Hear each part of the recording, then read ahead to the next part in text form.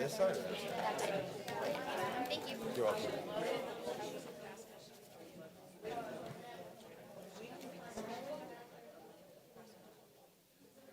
Ms. Holmes, Yes, ma'am.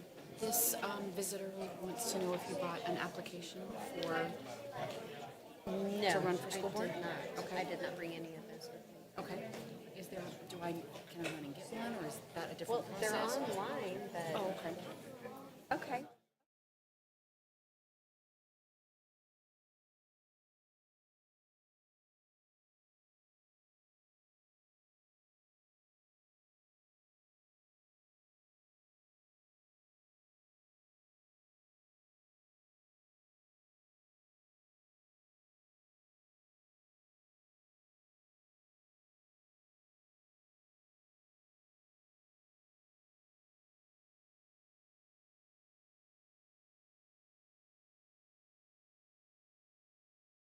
In time to join us this evening.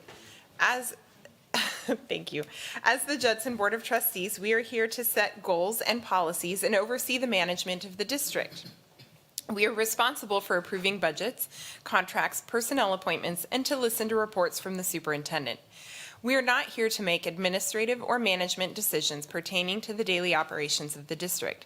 This is the responsibility of the superintendent. In compliance with the State Government Code on Open Meetings, tonight's agenda has been appropriately posted. This is a meeting in public, not a meeting of the public. As our guest, you are welcome to observe and listen. These proceedings are being video and audio recorded and will become part of Judson's permanent legal record. In order that the tape adequately reflects these proceedings, please silence your mobile devices and refrain from talking while others are speaking. Since it is legally mandated that these proceedings are recorded accurately, I may have to ask for order periodically should I notice the disruptions are interfering with our recording capabilities. Once again, I extend to each of you a sincere welcome from the entire school board. Thank you for your interest in Judson ISD. We have established a quorum and we will take roll.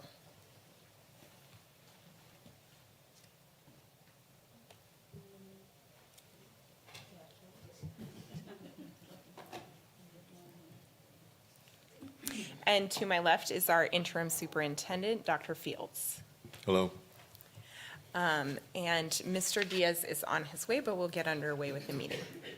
So we'll proceed to our invocation and the Pledge of Allegiance. Yes, ma'am. If we could please stand. Please bow your heads. Dear Heavenly Father, once again, we come to you saying thank you. Thank you for another opportunity to come together and do the business of the district and do what's best for the students of Judson ISD. On this Board Appreciation Month, I'd ask for your continued blessing over the people that you see up here this evening, God. Thank you for their sacrifice, their dedication to Judson Independent School District. As we go forward, we'd ask that you guide us in the decision making. All these things we ask and pray in Jesus' name, amen. In Jesus' name, amen. Please remain standing for the presentation of the United States colors, led by the Veterans Memorial High School Patriot Battalion under the direction of Staff Sergeant Karen Hudson. Tonight's color guard is commanded by Cadet Nathan Mosqueda, carrying the U.S. flag. Cadet Samuel Martinez, carrying the Texas flag. Cadet Sergeant Alejandro Villanueva, front guard. Cadet Private Rodney Grantham, rear guard.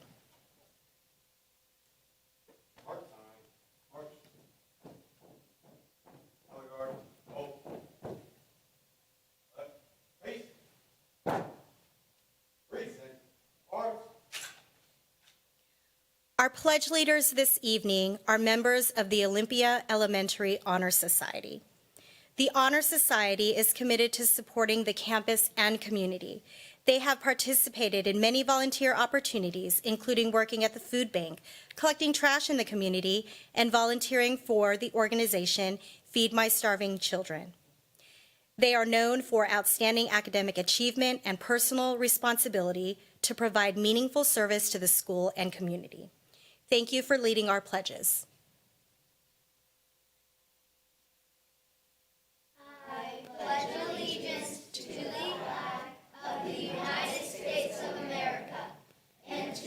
Republic for which it stands, one nation, under God, indivisible,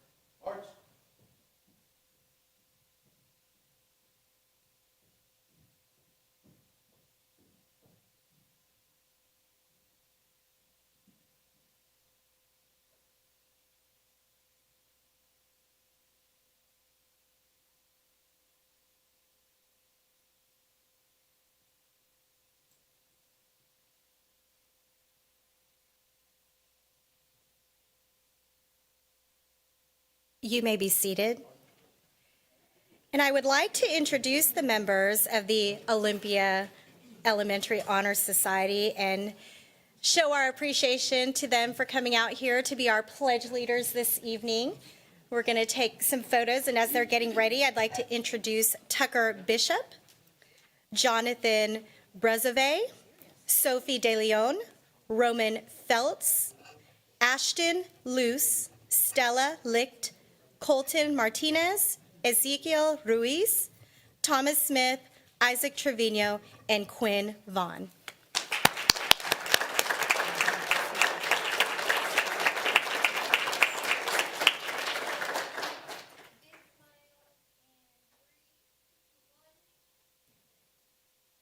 And I know their program sponsors are here from Olympia. Thank you very much.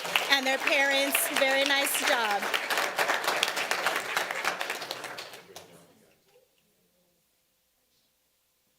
Thank you so much, Honor Society. And if we could bring our incredible Veterans Memorial Patriot Battalion back in here for a photo and let them know how much of a good job they did with a round of applause as well.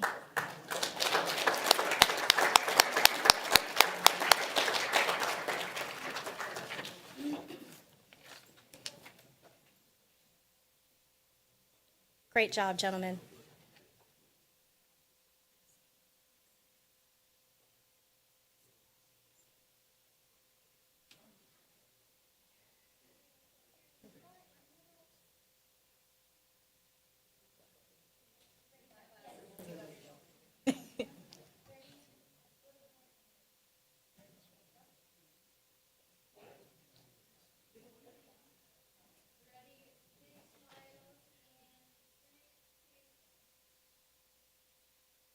Thank you so much. Ms. Hudson, thank you. Very excited for our January recognitions today. We have, let me see if they're starting to come in here. We've got a really great group of kids to introduce to you, and these are our Thunder Rockets. They are back in action. They have already made a bold statement in their first tournament appearance of the school year, and I want you to meet the team. Carlos Suarez, Kyla Willett, Roxanne Hayes, Jeffrey Krieger, Theodora Morris. And we also have those who are not here in attendance: Joris Amador, Jamayan Allen, Ryan Fields, Raul Garza, Sebastian Hernandez Martinez.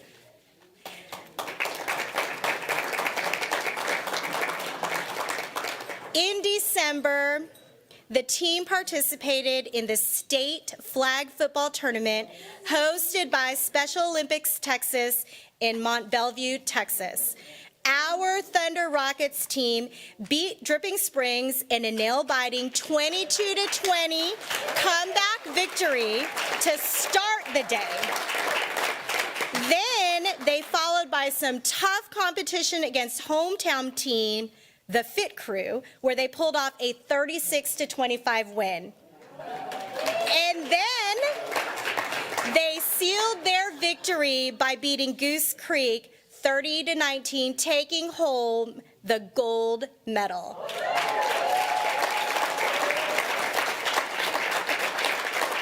We are so proud of our students' hard work and perseverance. We thank you, students, for making us proud, and we also want to recognize the coaches who lead this outstanding group of athletes.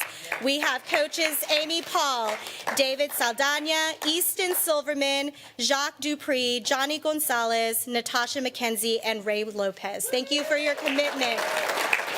Congratulations, Thunder Rockets. I hear there's some upcoming tournaments in the spring, and we cannot wait to celebrate your success.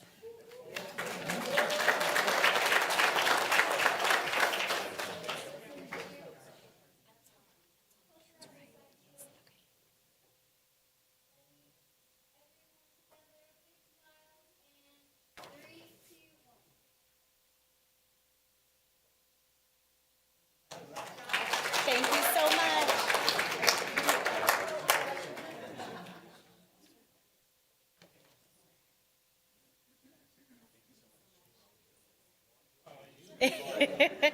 We'll see you back here.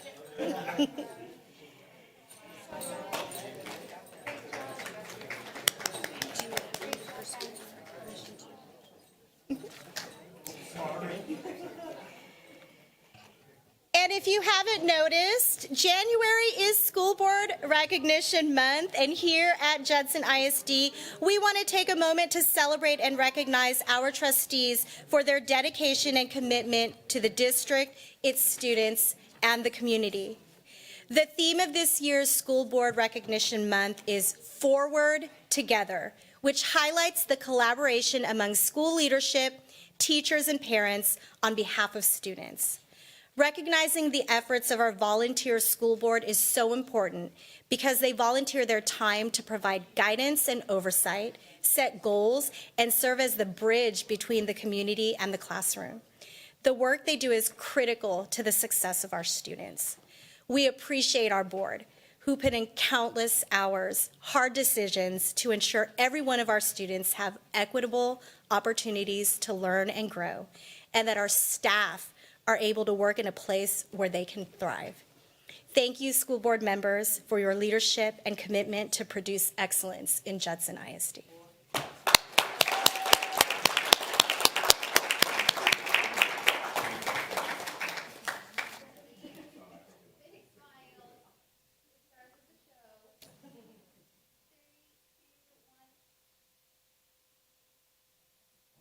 And that concludes our recognitions.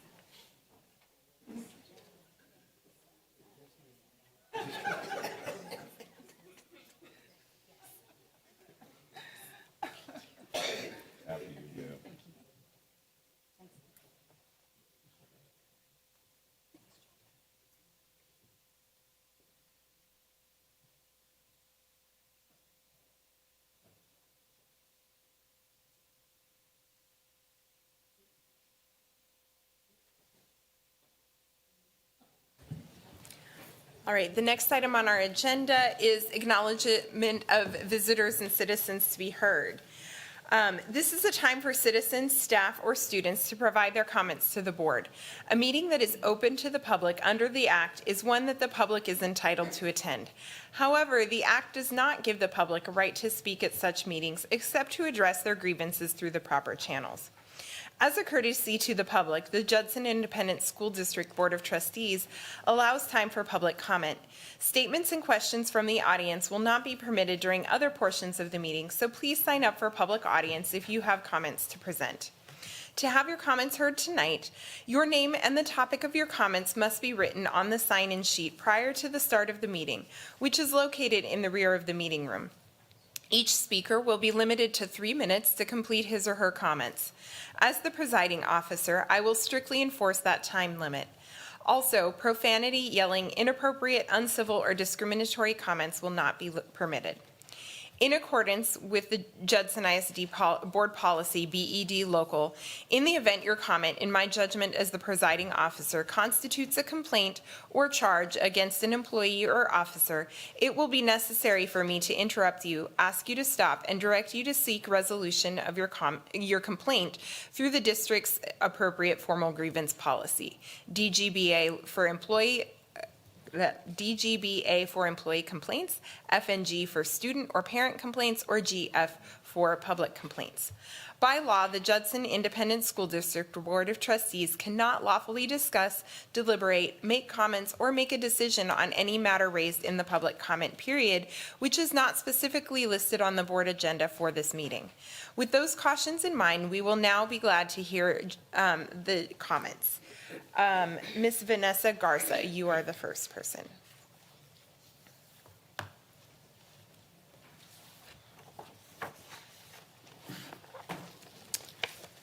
Good evening, Dr. Fields and members of the board. My name is Vanessa Garza. I'm a proud member of Judson AFT. I would like to take this opportunity to thank our Judson ISD board members. We appreciate your service and commitment to the students and employees of Judson ISD. Thank you for all that you do and for making Judson ISD a great place to be. Your hard work and dedication to the district is appreciated, so thank you. Thank you so much. All right, that is all the citizens to be heard. So next we will go on to item 4, superintendent's reports. We have several reports. I'm not going to read them all out. There are many of them around our constraints and our board goals. So I will invite the presenter to come forward.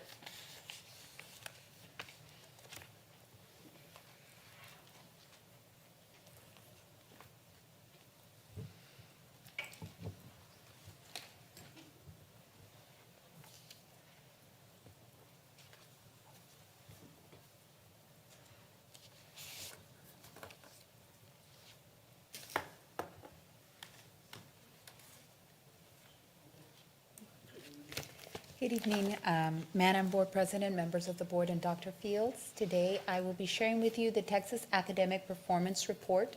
This is a required hearing, and so at this moment in time, we will be sharing with you the taper, which includes many of the constraints and progress monitoring reports that are indicated in the calendar, which is why all of those are listed in the board agenda. So the taper report is released annually around November or December. This past year, it was released in December 15th. That's which was the date of our last board meeting, which is why we're sharing it with you now. And it includes information such as district accreditation status, the PEIMS financial report ratings, which Mr. Scott Stevens will be presenting to you in just a short while later. And it, of course, includes academic information, some of which you've already heard during the August accountability presentation, as well as information that's provided by the Texas Higher Educating Coordination Board and report on violent and incident crimes, and then what the district is doing to prevent those types of incidents.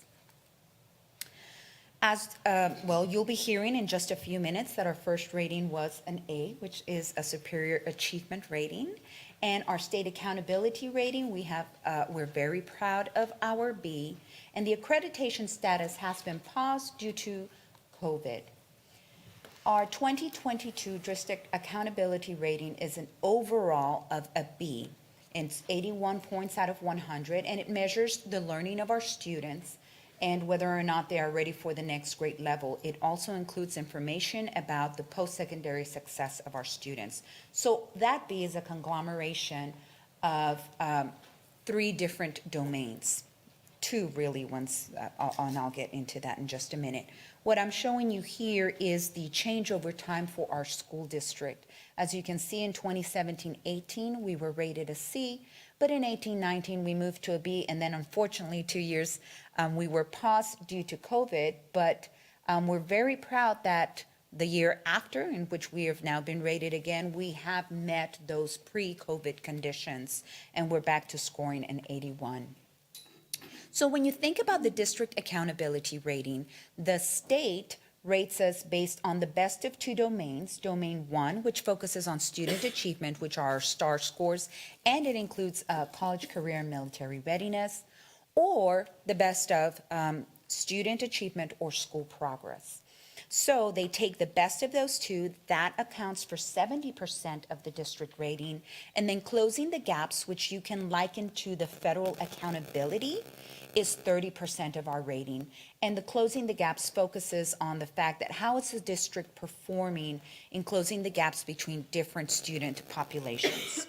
And so you can see the ratings of those individually. Of course, we were rated best of school progress and the 30% with closing the gaps, which yields our 81 for our proud accountability rating.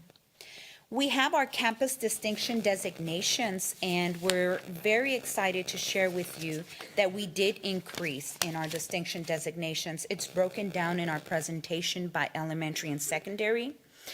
16 out of 31 campuses received designations, which is an improvement from our previous year in 2019. Only 12 campuses had received designations in 2019. We're also very proud that when you compare 2019 to this current school year, which are the formal ratings, we have increased from 34 to a total of 37 designations. So again, we have surpassed the designations that we earned pre-COVID. At the secondary level, we have 3 out of 5 middle schools that did increase, 1 or 2 letter grades, while 2 remain steady, and We're very proud of all of our campus distinction designations, which focus on the 4 core and/or progress, closing the gaps, and post-secondary readiness. So when a school outperforms there, they do receive that designation. So we're proud of increasing the number of designations from our last accountability rating. Our student information here for JISD, we had a total of 24,517 students. The number of economically disadvantaged students did increase from 67.5 to 68.7. We've also had an increase in the number of emergent bilingual students. The prior year, we reported 9.8. We've now reported 11, and we remained stable with 71% of our students who are ECODIS. We have our students and our teacher ethnic distribution located here. Our teacher ethnic distribution, as you can see, is 15.7 African American, Hispanic is 35.7, and 45.4 reported as white, which when you compare to our student population, although there are some similarities, we are working to closely match the demographics of our students and our teachers. So in continued student information, the TAPER report does report our student enrollment by instructional programs. We have our bilingual and ESL students, which have increased, as well as our CTE students and our special education students. Our GT students have diminished, but we are working with our academic enrichment teachers to try to increase the number of identified gifted and talented students. Yes, ma'am. Do you mind if we ask questions during the presentation? No, not at Okay. all, of course. Do we do universal screening for GT, or is it like teachers identify students that, or recommend students for testing in that? That's a great question. So teachers and parents can identify students, but one of the changes that we are making this year, and right now all of our AAT teachers are actually conducting testing, is that we are using our universal screener MAP because it is highly reliable and it uses national comparative norms. So that's a change specifically that our department has implemented. We will be looking at the universal screener to identify some students that sometimes go without referral for testing. And so that's a change that we're going to make this year, so we hope that next year we're able to identify more Thank you. gifted and talented students. But great question. The other question I had about this slide is the other ones all seem to increase about the same amount-ish, and so is that just commensurate with like the increase in enrollment? It's proportional, or? It is proportional. We are, however, actively always seeking, for example, that all of our bilingual students are identified and that the parents don't deny services. Yeah. The same thing with our special ed. We want to ensure that the students who need the services are provided those services. So that is something that every department is actively seeking to increase, to ensure that the students receive the supports that they need. Thank you. You're welcome. And then we have our teachers by the years of experience, which we pretty much have an even distribution between our teachers who are 1 through 5 years, 6 to 10 years, and then we have our 11 to 10 years. So as you can see, that's a 10-year span, which we have about 30% of our teachers. And then 12.7% includes our teachers that have over 30 years of experience. When you look at that in comparison to the state, the way it's reported in our taper, you can see that there are, we're on par with the state. We have our teacher turnover rate in this, we have our teacher turnover rate in this next slide, and we do have, the taper does compare it to the state. I do know that constraint 3.8 asks us to compare it with our Region 20, and constraint 3.8 asks that we match our Region 20, and we do. As you can see, the teacher turnover rate all over the state, as well as our district, has increased, and we are all very familiar why, right? There was a mass exodus, especially during COVID, due to the additional constraints of asking our teachers to teach students who were in the classroom as well as teach students online. And so that has created a problem, I would say not just state, but nationwide. That being said, though, we did match with 17% for both Region 20 and our district. And as you can see, we're also on par with the state. We're all at 17 point something % for the teacher turnover rate. So then the TAPER report also provides you the academic achievement of our students at both the approaches level, which is your minimum passing rate, masters, and meets. So what you're looking at here is 3rd through 8th grade STAR at the approaches grade level, and you can see that there has been an increase all across the board in the grade levels in reading compared to last year's STAR scores.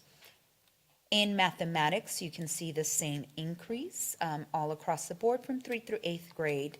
And then in science as well, science is tested in 5th and in 8th grade when we're talking about STAR. Yes, ma'am. Can we go back to the math slide? Yes, ma'am. Well, no, let me ask you this. What grade do they start being introduced to algebra in Algebra 1?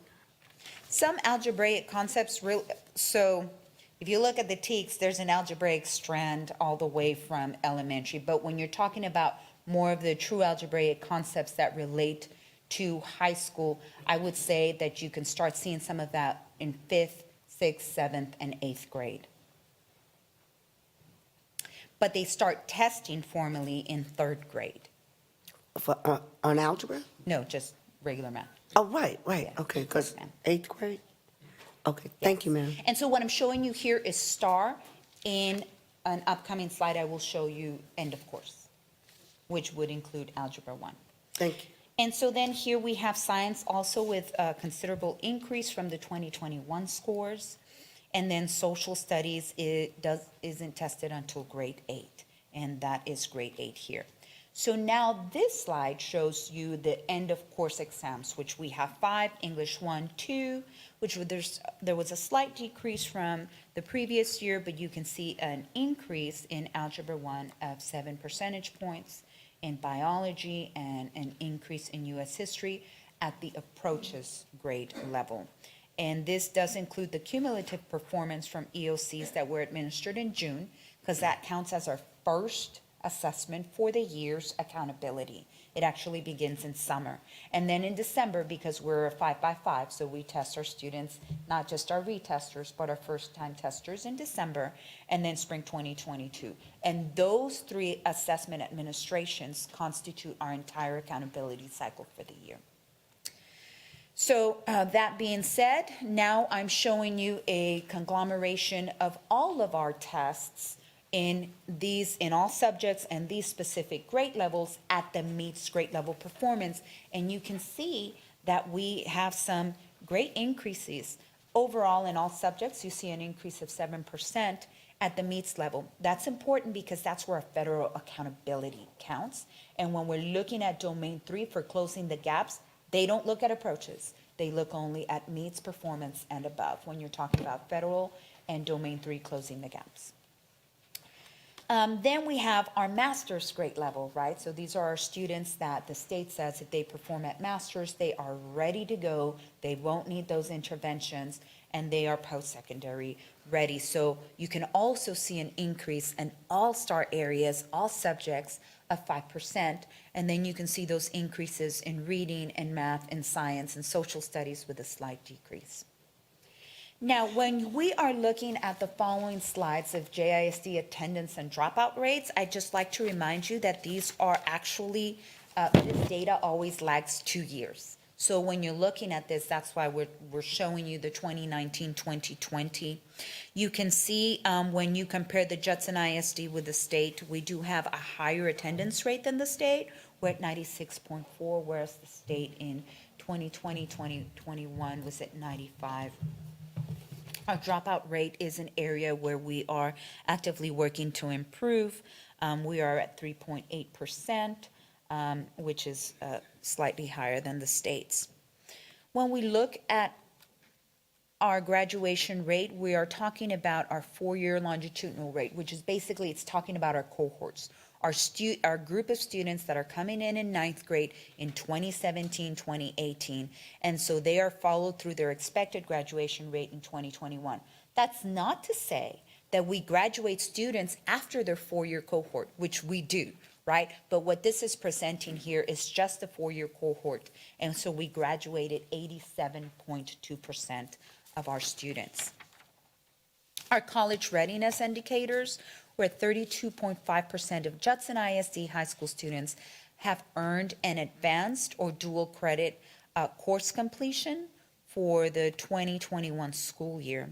And for our AP and IB exam results, we had 10.1% participation in all subjects. The taper only reports that for our 11th and 12th grade students. And 38% of our students had a percentage of AP/IB results that met or exceeded the exam criterion, which is great, which means that they will be receiving that credit when they move on to college. When we're looking at the overall CCMR, or College Career and Military Readiness information, we do break it down for you here as our college-ready graduates and our career military graduates. Please note that for this data, it does not include the reporting of the U.S. Armed Forces enlistment, because at that time it was suspended. Great news is that this year it will be included, so you will see that data next school year. But you do see improvements in our AP/IB meeting criteria. That increased from 9.1 to 11.4, as well as increases in meeting our TSI criteria for ELA and math. And we have worked diligently in trying to improve our industry-based certifications. I would like to note that right now, the state is considering changes to our accountability system. There are some areas that they have pointed out. Some of the changes they were considering now, specifically for CTE, thank goodness that they have decided, okay, we're going to wait until next year, because that would change some of the interventions that we already have on course, right? And it would affect us. So those things are going to be considered, and I'm sure that later on we will share with you what those accountability updates are once they have been finalized by the state. Yes, ma'am. Was it last year, I believe, when they offered the seniors the opportunity to go to any of the 2-year programs at our junior colleges? How will we see how that has affected the students, the ones that haven't graduated yet, and, they know that they have that to look forward to? Are we seeing, like improvement in grades because that opportunity has been available to them now? So everything we do is trying to definitely work on the students improving their grades and their preparation for college.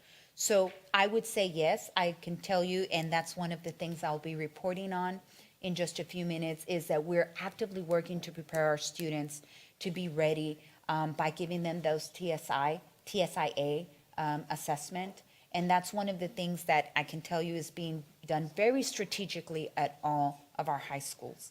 And in that report, you'll see that we're on par in just a few minutes. But yes, and that Alamo College promise, I think that's the one you're talking about.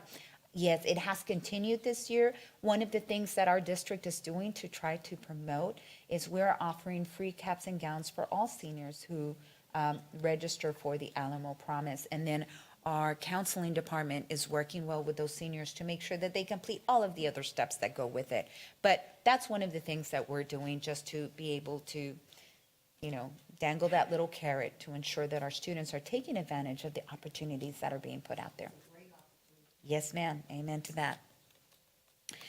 And so then one of the things that our Texas Public Higher Education Board shares with us in the fall, so again, this is a little bit of lagging data as well, but they share with us where our graduates have enrolled. I will caution, though, that what you're seeing is just the enrollment of students in Texas. Unfortunately, if they enroll out of Texas, or even if they enroll in a private university, they're listed as not found. So that doesn't mean that our students necessarily didn't move on to college. Some of them are not reported here because this is the Texas Public Higher Education Coordinating Board. So it only reports on those students, whether or not they enrolled in the fall. It also wouldn't mean that some students take a little hiatus, right? And so they don't enroll until about a year after, which we do have a lot of students who do that, might work for a little bit, and then they enroll. So this is just immediately after graduation. That being said, you have the number of total high school graduates that aren't trackable, that are not found, that have attended a 4-year public university or a 2-year public college. And it is broken down by our major high schools. Ms. Davis, In Yes. regards to that lack of knowledge in terms of private school or any of that, is there anything that may be able to be done to change that? By the Texas Public Higher Education Board, that's what they report, but that's actually one of the things that Dr. Field and I were discussing earlier. We would like to work with our counseling department to at least be able to document for ourselves what intent our students have, especially if they are going out. So we might be able to document that for our own students. It wouldn't be reported in the taper, but it would be something that we can do for our community, for us to know where we're at. I would imagine it would be easy enough to reach out to the local universities like UIW and Our Lady of the Lake and Absolutely. St. Mary's, just to kind of get a sense of, Which ones are our Judson I mean, graduates? to the best of our ability. Absolutely. Certainly, we want some accurate numbers. So I would just be interested, so I just wanted to ask if there was at least some thought in regards to trying to identify more accurate pictures to this. Yes, sir. We did have that discussion today as to how we can improve that and not just rely solely on this data. Well, understood. Thank you. Yes, you're welcome. And so then we have our violent and criminal incidents. That is a requirement of this taper report. And you can see that I provided a table for you to examine of the number of incidents reported last year through our PEMS reporting. And then we focus, of course, on what we can do every year to prevent and intervene. And of course, we have our crisis management plan that addresses procedures such as campus emergency operations, the student code of conduct, our safety drills, and then those periodical safety meetings with each campus crisis management team. As you know, you have approved a director of safety and security, which meets with our leaders and reviews the campus emergency operations teams at the beginning of the year, as well as conducting periodic safety audits of our schools and district facilities. You're familiar with our Raptor system, which notifies us of anyone on the campus who's a registered sex offender or has any criminal background, and it notifies the appropriate personnel so that we can take action. Our Judson Police Department and our Judson Safety and Security Department meet periodically to unify the emergency response system throughout Judson ISD. We've adopted, of course, our student code of conduct, which you review every year as well, and we ensure that that is updated yearly. And as you know, we were blessed to have a bond that passed that was heavily invested in safety and security, which includes security technology infrastructure, cameras, alarms, and door access. We have our district that has hired with a consultant company to conduct safety and security audits. We've established a behavioral threat assessment teams to review, and each member has been trained by the Texas School Safety Center. And of course, we're following in line with all of the new government mandates to ensure that Judson ISD is conducting periodic door checks and documenting them weekly. Our administrators are required to conduct thorough investigations on bullying, and they have a packet that they follow to ensure uniformity in those bullying accusations as they conduct those investigations. We also have a bullying reporting system called Stop It in our district, which notifies administrators, counselors, and the executive director of Student Family Support Services. Our administrators also receive yearly training on David's Law. In addition, our Student and Family Support Services Department works with campuses to provide classroom guidance. We have focused tremendously on social emotional learning supports, restorative practices as well, that we've piloted in several of our campuses, character traits, peer mediation, and positive behavioral intervention and supports. And then we have, of course, our social workers who focus on that. In addition, our JISD CARES team focuses specifically on dropout prevention and recovery. And their goal is to focus on decreasing dropouts throughout the district and increasing our graduation rates. And they work, of course, together with our truancy officers across the district. This concludes the TAPER public hearing report. And when you are ready, I can share with you the CCMR Board Goal 4.1. Are there any questions about the taper report that weren't asked already? Okay. Ms. Davis, Oh, yes, sir. a lot of information, and you did go through it pretty quickly because we could spend hours on, Oh, on absolutely. basically every topic. So So I'll just talk about one point, and knowing that we can always talk about these as we go forward. Yes, sir. Thank you for the presentation, by the way. So in terms of, there was a discipline page or where you showed the number of disciplinary Incidents? issues. Yes, incidents. Yes. You don't have to go to it, but I just wanted to mark that. I'm just interested to know, have we changed the way in which we identify some of these things? I'll give you an example, like suspension versus ISS versus another form of punishment for a student, and we've labeled it differently. I don't, you know what I'm talking about, Dr. Fields? No. Restorative, something to that effect. But have we changed the manner in which we're evaluating them over the last 2 or 3 years? Have we changed them? I'm not, I can probably answer that question. Yes, we have. Coming back from the pandemic, we had to really look into the social emotional aspect of what was going on. We have an increase in our behavioral threat assessments to really get to know what's going on with the students on campus. We've tried to decrease the amount of suspensions that we have coming back. It's still one of those years we're trying to get back into the norm. So we struggle with that. We're seeing behaviors that we didn't typically see prior to the pandemic. So we're trying to work through that process as well.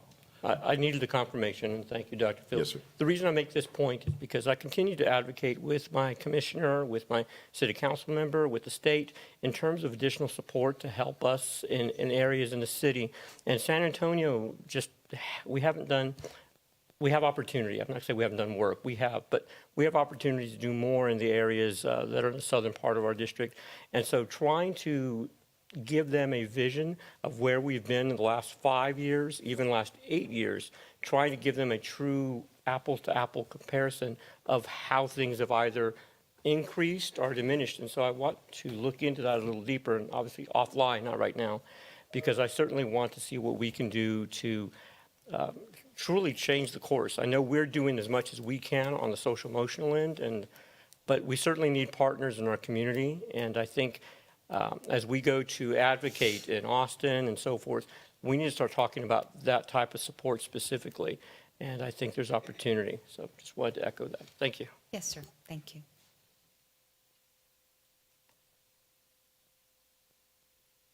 Okay, so now I will be sharing with you CCMR board goal update on GPM 4.1, which was part of our progress monitoring calendar for the month of January. And as you know, our goal number 4 is specifically written as the percentage of graduates that meet the criteria for CCMR, college, career, and military readiness, will increase from 50 to 72% by June 2027. So the goal is a 5-year goal, and we did meet our target. However, one of the things that we look at specifically to ensure that we're on target is a goal progress measure 4.1. And that is to increase the number of seniors who are meeting the ELAR and the math TSI criteria. This will ensure that we meet our accountability goal as it is rated by TEA. Now, I will say, even though this is GPM 4.1 and we're focusing on seniors in reporting, we are, as a team, as a CCMR team, focusing on ensuring that not just our seniors, but our juniors and sophomores are TSI ready. That being said, the report is based just on what GPM 4.1 is saying, and that's seniors, to increase from 8%. So that means that as our seniors matriculated from juniors to seniors, we had 8% that were already meeting that criteria, and our goal is to have at least 37% by the end of the year. So if you take a look, in August 2022, our senior class came in at 8%, meeting that criteria. And through the work that our high schools have been doing together with our CCMR department, we've increased from 8% to 22% right now. I will tell you, and that was the prediction, right? We had to provide you a prediction. We're right on par. We're at 22%, which was what we have predicted. Our goal is, of course, 37% by the end of the year. I will tell you that the CCMR team and innovation team meet monthly with our high school principals, and we take a look at our data, right? We take a look at how many seniors we discuss because that's what we report, but we actually look at our juniors and sophomores. How many are ready? How many are testing weekly. I will tell you that our college and career counselors are working hand in hand to identify those students who are TSIA ready, and they start testing them weekly in small groups. So that's something that we have done differently, and I will tell you that that has brought up that. So it's a lot of hard work on our counselors and our administrators, but they're diligently working to ensure that our students, and I believe this was Ms. Eaton's question, to ensure that when they get to college, they're not focusing on remedial courses, but they're ready to take colleges that are on par, which of course saves them money and helps them graduate on track. So that was this reporting. And of course, part of our targeted improvement plan, which I shared with you earlier when I first reported on this goal, is to meet monthly with our administrators and counselors at each of the high school campuses. We've brought on, yes, ma'am. Excuse me, is it 37% or 35?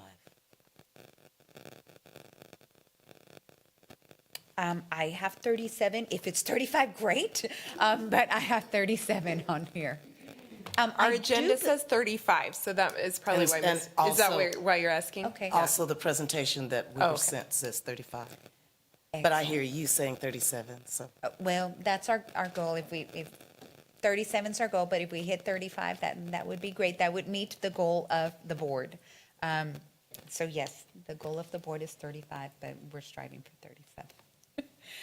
That being said, we do meet monthly, and one of the things that we've done is we've brought on the ACT this year. That's also something different that we're doing as a district for all of our seniors, in addition to what we used to do, which was just bring on the SATs. So that is actively something different. We're testing also all non-CCMR seniors, so don't think that just because we're reporting on seniors that we're not focusing. Ideally, we would love for them to be CCMR ready by the time they're seniors. We are also increasing the number of college prep math and ELAR opportunities. One of the things that we saw that we could have done better this year is make sure that we are not forgetting our 11 Rs, so our repeaters. And so that we're focusing on them because they can shift to becoming seniors, and then they become an identifiable target for us. We're focusing on earning IBCs earlier than just the senior year. Of course, we know if the state continues with what they're saying, right now, students can earn an IBC on a level 1 course for CTE. They are saying that for next year, they're going to, in order for that IBC to count, they're going to have to take a level 2, which will, the goal of that is to ensure that the students are fully ready, but that, of course, makes it a little bit more difficult on the school districts to be able to earn that IBC. And that concludes the GPM 4.1. Ms. Yes. Davis, I noticed in that list that you provided of the testing, SAT, ACT, phenomenal. I know in previous conversations, we've talked about the ASVAB, the entrance exam essentially for the military, being a tool that we may want to consider giving to students. I think it doesn't cost anything, but is that something that would fall under the military domain? It would, yes, Okay. and we do provide it, but it is used more for the identification of, students' interests and falls more under the military domain, which, of course, is now coming back as one of the identifiable. Of course, and so I'd like to at least reevaluate the rationale for administering or giving the opportunity for students to take the test, because one thing I'll hear from parents and students alike is I have no idea what they want to do. And because the ASVAB is really focused on telling you where your strengths are, Yes. it would probably give some guidance to a student who's a sophomore or junior as to what they might want to pursue. So I don't know if we actively give the opportunity for every student to take the ASVAB, but We do. We do? We do. And when? As freshmen, sophomore, juniors, seniors? Multiple times a year? Okay. I believe it's, They have to sign up for it? What do you think the percentage of them that are taking it? I can get that for you and provide it in the next Friday notes, but if what I'm hearing is that we need to be more strategic about it, the same way we're doing with all juniors and seniors. With and that is- SAT, with ACT, and Yes, part sir. of the Alamo Promise, all of that strategy. I think and if it takes me talking to PTOs as I go out, I will do my legwork, but I think it's an important piece that could be very helpful for families. Absolutely. Consider it done.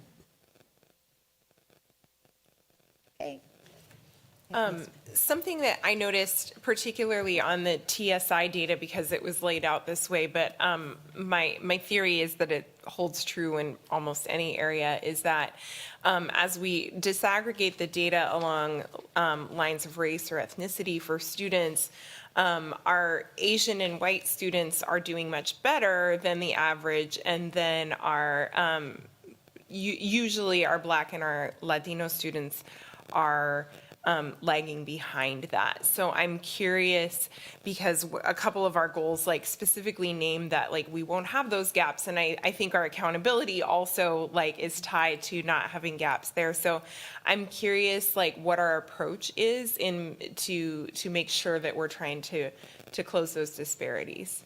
It's a multi-tiered approach, and it really all begins with Tier 1 instruction, right? So, and the opportunities for all students to take higher level courses without having those stopgaps that historically have been in place. You know, in the past, it's like you needed to have a certain grade level before even attempting honors courses.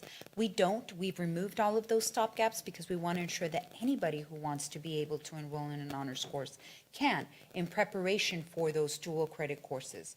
So those are some of the measures that we've implemented lately, but it truly does begin with ensuring that we, as counselors and teachers, try to foster our students and encourage them to take those upper level courses early on, because by doing that, then of course they are more ready to take those SAT and ACT courses. So it really does begin with Tier 1 instruction. It begins with our mentality and our approach of all students should be able to take a course regardless. One of the things that we are considering, I will tell you, is even in our testing of our students, to encourage them to take AP courses. And if you are enrolled in an AP course, take the exam. I know we saw a drop in one of our AP exams in last year. So one of the conversations is, you know, why did that happen? It came to our attention, some students didn't pay. We don't want that to be a limiting factor. So this year, one of our directives towards the campuses is if they can't pay, we'll pay. We'll subsidize that, because we don't want to limit any opportunity due to any economic disadvantage or due to any barrier that we can very easily remove. And as a district, I feel it is our responsibility, and we feel that we can definitely make some gains there. So those are just some of those conversations that our departments are having. Thank you so much. You're welcome. Any other questions? Okay. All right. Thank you so much, Ms. Davis. Thank you very much. All right. That TAPER report, just to clarify, covered all of the agenda items for A and then all the 1 through 5, correct? Yes. Okay. Great. Thank you. All right. So we will go on to item 5, consideration of consent items. As you know, we've not been reading all of these, so I'll just ask the board if there are any items that folks want to pull. Letter D, as in David. D as in David, thank you. 5L. 5L. Any others? And before we go, and I just have one remark for Ms. Holmes. The minutes have a 7-0 board vote on the meeting for the 15th of December, and I was absent, so it was 6-0. That's the only small thing. Thank you. And also, I'll also note that during the presentation, Mr. Diaz is here, and you can mark yourself present so that you can vote on the upcoming items. All right. So items D and L have been pulled. Are there any other ones to be pulled? Okay. I'd like to make a motion that we approve the other items. Okay.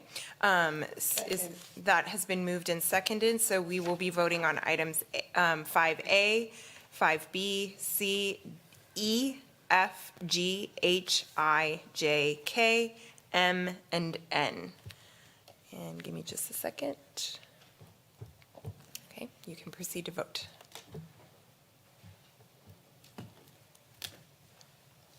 Okay, those items pass unanimously. We'll go on to item 5D. Consider and take action regarding approving request for qualifications 2226 for bond underwriting services. Mr. Macias, you pulled this. Yes, I did. I just wanted to ask how the process went and what things are looking like in terms of the timeline now for, selling the bonds and all that. All this is related, so I just wanted to get a sense of how that's looking. We can have Mr. Westerman come up and speak to it. I know that today we were just supposed to vote on the list of individuals that we would probably go out and solicit for the bond purchases. But how he goes about selecting those and what rubric they may use for selection, I'd ask him to speak on now. Mr. And Westerman. that's helpful, because obviously the time it takes now to identify who you're going to pick, and again, reaffirm what that timeline looks like for purchase of bar bonds, this first phase. Certainly. Thank you, Madam President, members of the board, Dr. Fields. Pleasure to be with you here today, and Nick is here with me as well. The process, I think, went well. It was managed by the district officers here, and as you saw in your report, they received 15 different responses. All of the firms are qualified. That was what we were looking for, and recommending that all of those be approved to be in the pool. And then after your approval of the pool, we will recommend back to the district officials here the firms that we would recommend to be the underwriters on the specific bond sale coming up. And we would do that as soon, we'll get on that tomorrow, so we can keep moving forward with the issuance of the bonds. And we would take into consideration everything the board has mentioned up to this point in time, the firms that have certainly been interested, the different metrics to consider in that regard, as well as the firms that we have experience with, and we know what their capabilities are and feel best about their capabilities to serve the district. And so you would think then, based on that, which, great, we would probably be selling bonds by mid-February? That is our goal, to sell, that we're in the market by mid-February. If we can get a week or so or sooner, that'd be great. But I think going forward, once we have the underwriters identified, we have to give them time to review the official statement, which we've been working on with bond counsel, and go through a due diligence process with the underwriters. And usually that takes us a week to 10 days. And then we can post and publish the preliminary official statement, and then go to market after that. So we're looking at a 2 to 3 week period before we can get those bonds priced and sold. Okay, thank you. That's all I have. Ms. Pichelle. Yes, Mr. Westerman, thank you so much. I am going to support your list. However, there is one group on the list that I don't support, but if I did not support the entire list, I would be excluding a lot of these other companies that are good. I just have an issue with the last one, Wells Fargo. Very good. But I will support the list. Okay. Thank you for your comments. Are there any other questions? Mr. Diaz. Thank you, Mr. Westerman. What is the matrix by which you are going to rank or select these firms? Do you have an actual instrument? We don't have an official matrix per se that I'm going to show you or anything of that regard. What we do is we are working with other entities around in the state. We work actively with many different underwriters. We take the experiences we've seen, the results we've seen that underwriters have provided to issuers, and use that as our recommendation to give back to you, along with the other items that you all have expressed interest in. Okay. And then just to be explicit, we passed a measure last month, I think it was, to ensure that we provide visibility to small minority-owned, women-owned businesses. So is that part of your Yes. school of thought? Yes, absolutely. Okay. Thank you. Are there any other questions? Okay. I move to approve the request for qualifications 22 through 26 for the bond underwriting services. Is there a second? Second. Thank you. So that's been moved and seconded. We'll proceed to vote. Okay, that item passes unanimously. Thank you, Mr. Westerman. We'll go on to item L, consider and take action regarding approving new innovative courses for 2023-2024 school year. Ms. Pichelle, you pulled this one. Yes, ma'am. The only question that I have are teachers identified for all these courses already? Well, typically what we do, Ms. Pichelle, is we put the courses on the master schedule, and then as students elect to go in those classes, then we start identifying which teachers are going to go into them. The reason why we're bringing these courses to you right now is because for us to be able to add them to the master schedule and They have need to kids. be. Yes, ma'am, you guys have to. vote Okay. on this. I'd like to move that we approve the new innovation courses for 23-24 school year. Second. That's been moved and seconded. We'll proceed to vote.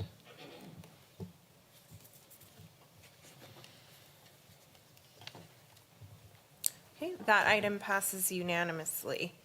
We'll go on now to item 6, discussion and consideration of action items. Item A, discuss and take possible action regarding the purchase of safety and security items related to Bond 2023. Yes, ma'am. This was one of those action items that we typically put under consent, but because there was some concern about, the communication between our technology department and our safety department in terms of purchases, and this is for the police, I asked Ms. Gosh to come up and do a quick presentation on exactly what we went through and our communication with Chief and the police department on determining how we were going to go about getting the cameras, body cameras. Thank you, Dr. Fields. Thank you, Ms. Rodriguez and Board of Directors. Appreciate you very much. We met several times with the police department over the last several weeks, and they have, over the course of the last semester, had been looking at the various cameras, body cameras that they were interested in moving forward with. As soon as we returned from the break, we sat down and we've met with them at least twice in person, if not several other conversations in terms of putting together the package that we have presented to you tonight. And based on that information, our goal as far as technology was, number one, to make sure that what was selected would work with the systems that we currently have, which the items that were selected do. And we also wanted to make sure that we were looking at the fiscal responsibility for that. However, the selection of the camera and the process and which design and everything else that was wanted came from Chief and her team. So the item that is selected before you is the Axon camera system. We did look at a few other systems as well, except this one was the one that was selected. What I can tell you out of the items selected, this was not the lowest cost item of the group. In fact, this particular purchase is about $100,000 more than the others that we actually compared to. So we did look at multiple different body cameras that were available. However, in listening to the information that was shared from Chief and her team, there are a variety of reasons why they wanted to look into this particular camera. I know they went several years ago through the process and had wanted to do this in prior years, yet chose a different version based on cost. However, what we have learned is some of the differences between this particular selection as well as some of the other ones that are available. And I can give you a few examples of that. The one that is chosen is proprietary, and that Axon is the only one that sells this particular body camera. And they are also a company that only sells cameras to law enforcement agencies. It is not a camera that is available on the consumer market. It is specifically designed for law enforcement. It is the only camera that allows us to upload directly to the cloud that is immediately accessible by the district attorney's office. So it doesn't require any transfer. We just simply place the files there, and they're available for the district attorney if that is needed. Other features of it that exceed the other ones that we examined included battery life. These particular cameras have a 12+ hour battery life. Most other cameras don't come near that number of hours. They also have a 24/7, in-house technology support available. That is a person that our officers can contact at any time. They also have a 5-year warranty guarantee. And after 2 years of having the camera, they automatically do an upgrade and send you brand new cameras after a 2-year process, even though this contract does take us through 5 years. So 2 years down the road, they would send us brand new cameras. Those would be replaced. And should any devices become damaged due to wear and tear, become damaged just due to an altercation, or anything else that may come along, they do provide overnight replacement for the devices. So we would receive immediate overnight replacement for that. These cameras are also used by all the local law enforcement agencies in the area, as well as San Antonio Police Department and Bexar County as well. And they are the only one that solely sells to law enforcement. Yes, Ms. Bishaw. What does this mean? In the rationale, it says that Axon is also the only company that offers CEW weapons. What's that? That is a great question. So those are, it is, the way the cameras work, it integrates with the weapons that our officers may have, like for a taser, for example. I know the taser technologies are listed there. As soon as the taser is activated, it will automatically turn the camera on. That is my understanding of how that works. So it integrates with some of the tools that our officers currently have and allows the camera to operate immediately. And I see, so there's two kinds of tasers, but that CEW weapon would work with, it says Mr. tasers Garza that are can probably close answer quarters you more and those- specifically about Oh. the weapons piece. That I don't actually know the difference in the types, but I'm sure he can answer that And do question. you, okay, and I don't really need to know the difference in the types because I don't plan to have to be, Okay, so what it anybody what use it them on actually me? does, there's I two don't plan different that. types of devices. Okay. One is in the weapon itself. When you turn it on, it'll activate your camera and everybody around you. I see. There's another device that attaches to a holster. So anytime you draw your primary weapon, it'll activate all the cameras around you. And so this company Yes, they- exclusively? Yes, Thank you, sir. you're welcome.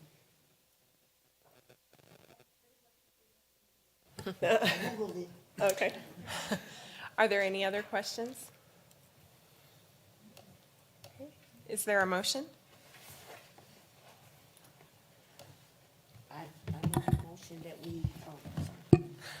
I move that we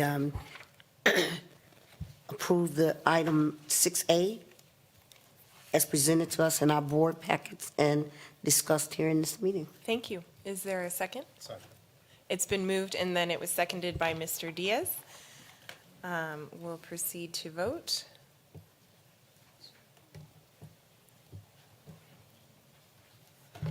And that passes unanimously.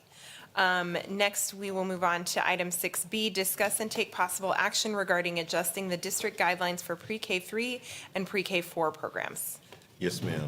One of the things that kept coming up, even in our employee superintendent advisory committee and around the district, is that we had some concerns about our pre-K enrollment going into next year.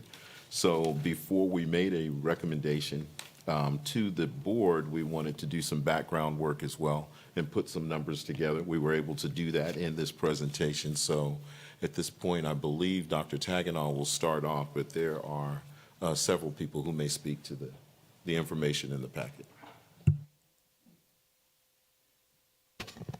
Thank you, Dr. Fields. Good evening, Board. Like Dr. Fields said, we are looking at several programs to just evaluate the efficiency, effectiveness, and sustainability. And one of the first programs that we are looking into is our Pre-K 3 and Pre-K 4 program.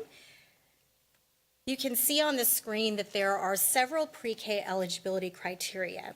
Our pre-K programs are intended to provide foundational academic supports to students who may have educational barriers just based on the specific life circumstance that they may be in. So the 7 criteria that are listed here that you see on this screen were developed by the TEA. And if a student met one of these criteria, then they would be eligible or qualify to be in a pre-K program. Currently in the district, we offer both pre-K 3 and pre-K 4 to all students, regardless on eligibility, and we also accept out-of-district transfers. So in evaluating our programs and trying to see about effectiveness and sustainability, one of the first steps that we took was to survey our staff. because we wanted to make sure that we understood the real life experiences that our staff were having with our youngest learners. What were those experiences, and are we providing a high quality pre-K program for those students? So I'm going to just go over the survey portion that we gave to our teachers and just talk about some of the themes that came up. I pressed something on accident. Okay. So, yes. Next slide. We provided the survey link to specifically our pre-K3 teachers. At the time of the survey in December, we had about 42 pre-K teachers, but we also opened the survey up to the administrators on the campus and also other associated staff to ensure that we got a holistic view of the program. What we really wanted to make sure that we captured were those open-ended responses of things that we should consider. So Adventure Club aides, instructional aides that are in the classrooms with teachers were invited to complete this survey. There were 95 responses for the pre-K survey. We had 4 questions and then 1 open-ended question. Since this was the first full year of implementation in the district of pre-K3, and because it's not a requirement for us to offer a pre-K3 program, we asked this question so that we could gauge whether staff felt that it was important to offer pre-K3 for students. You can see that 71% agree that pre-K3 would provide an essential foundation and should be offered in our schools. Later, when I speak a little bit about the open-ended questions, you will see that there is, those responses indicated an agreement that pre-K3 is an important step to create a solid foundation for academic endeavors.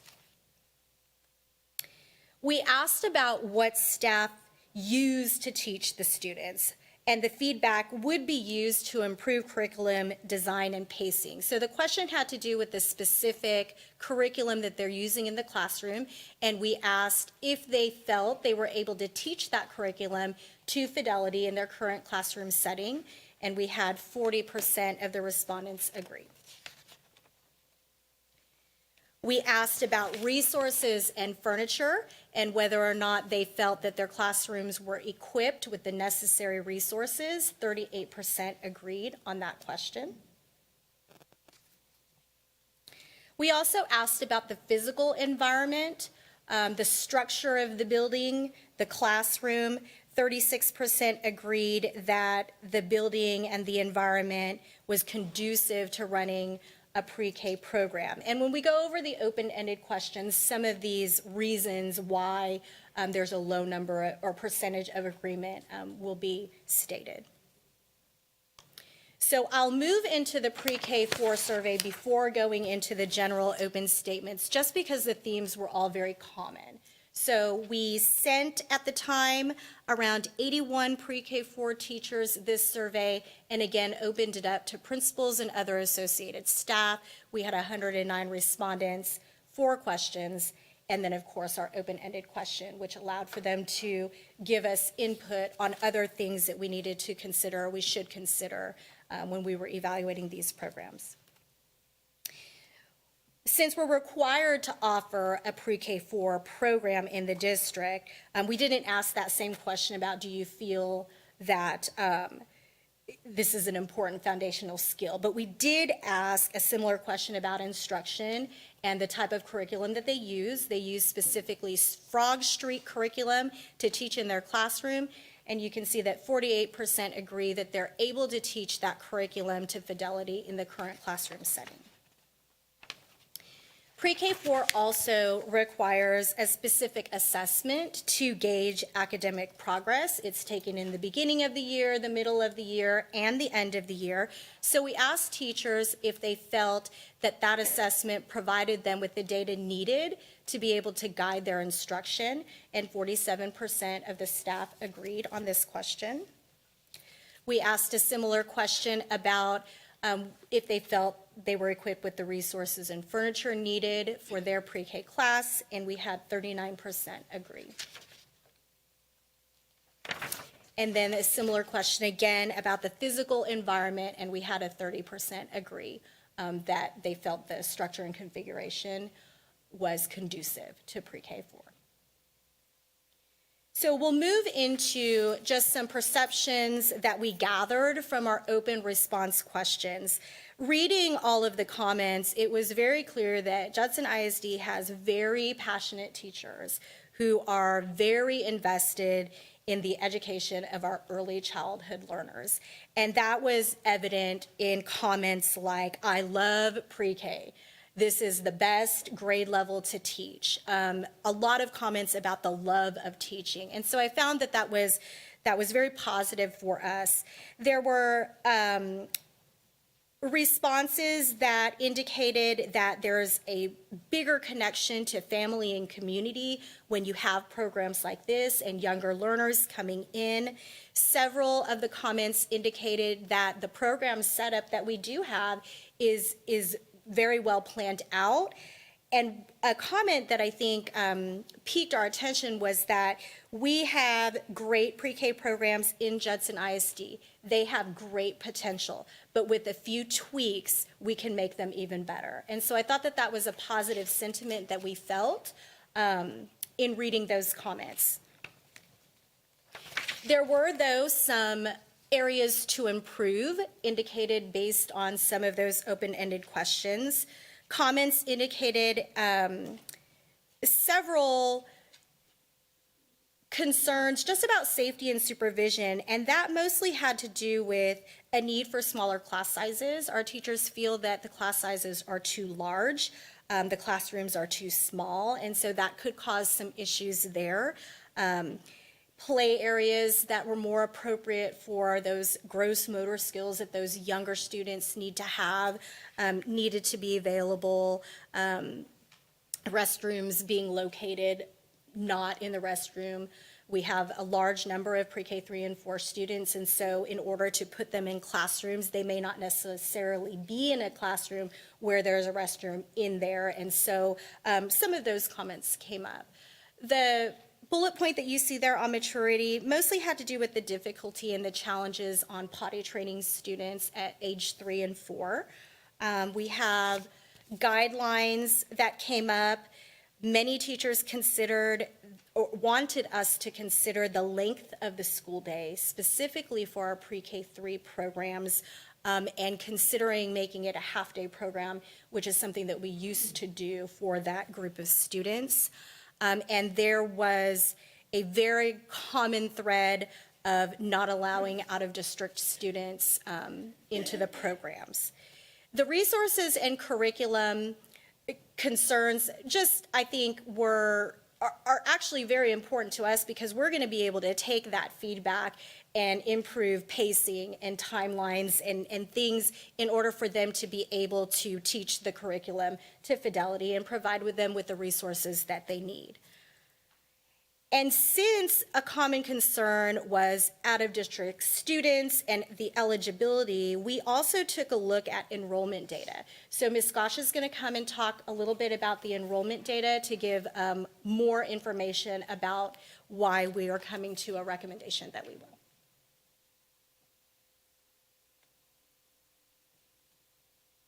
So when we look at the enrollment data that we have for our pre-K students, and I know several weeks ago we did an analysis of the students that we were retaining from our pre-K program and bringing back into our kindergarten program the students that we were retaining. And it appears that we're retaining about 50% of those students.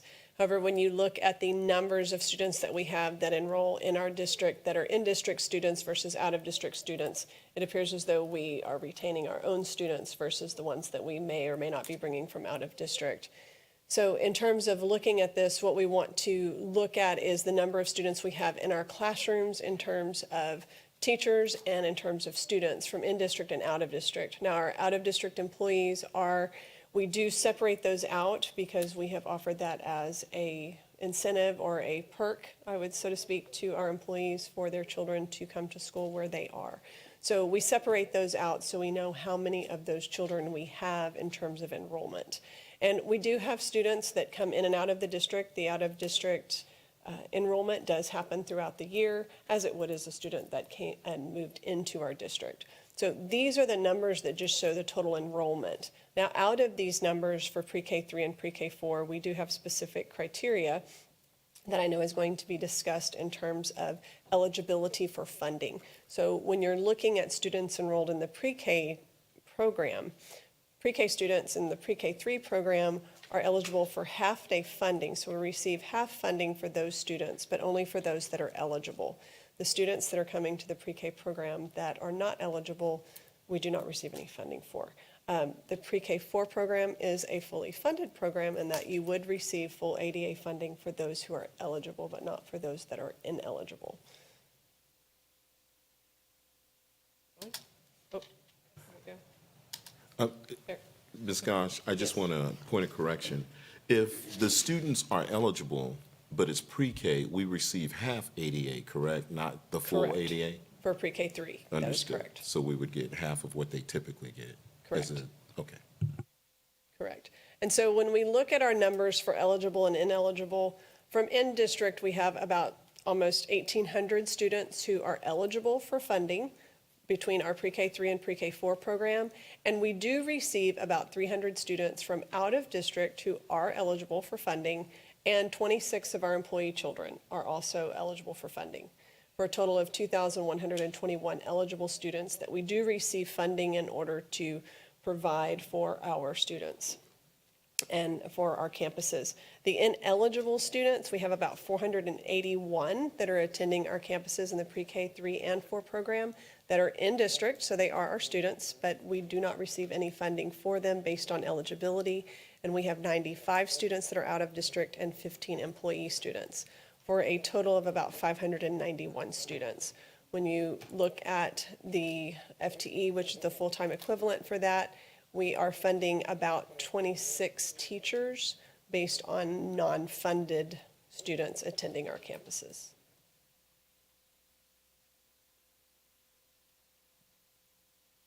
And Dr. Todd, oh, I'm so sorry.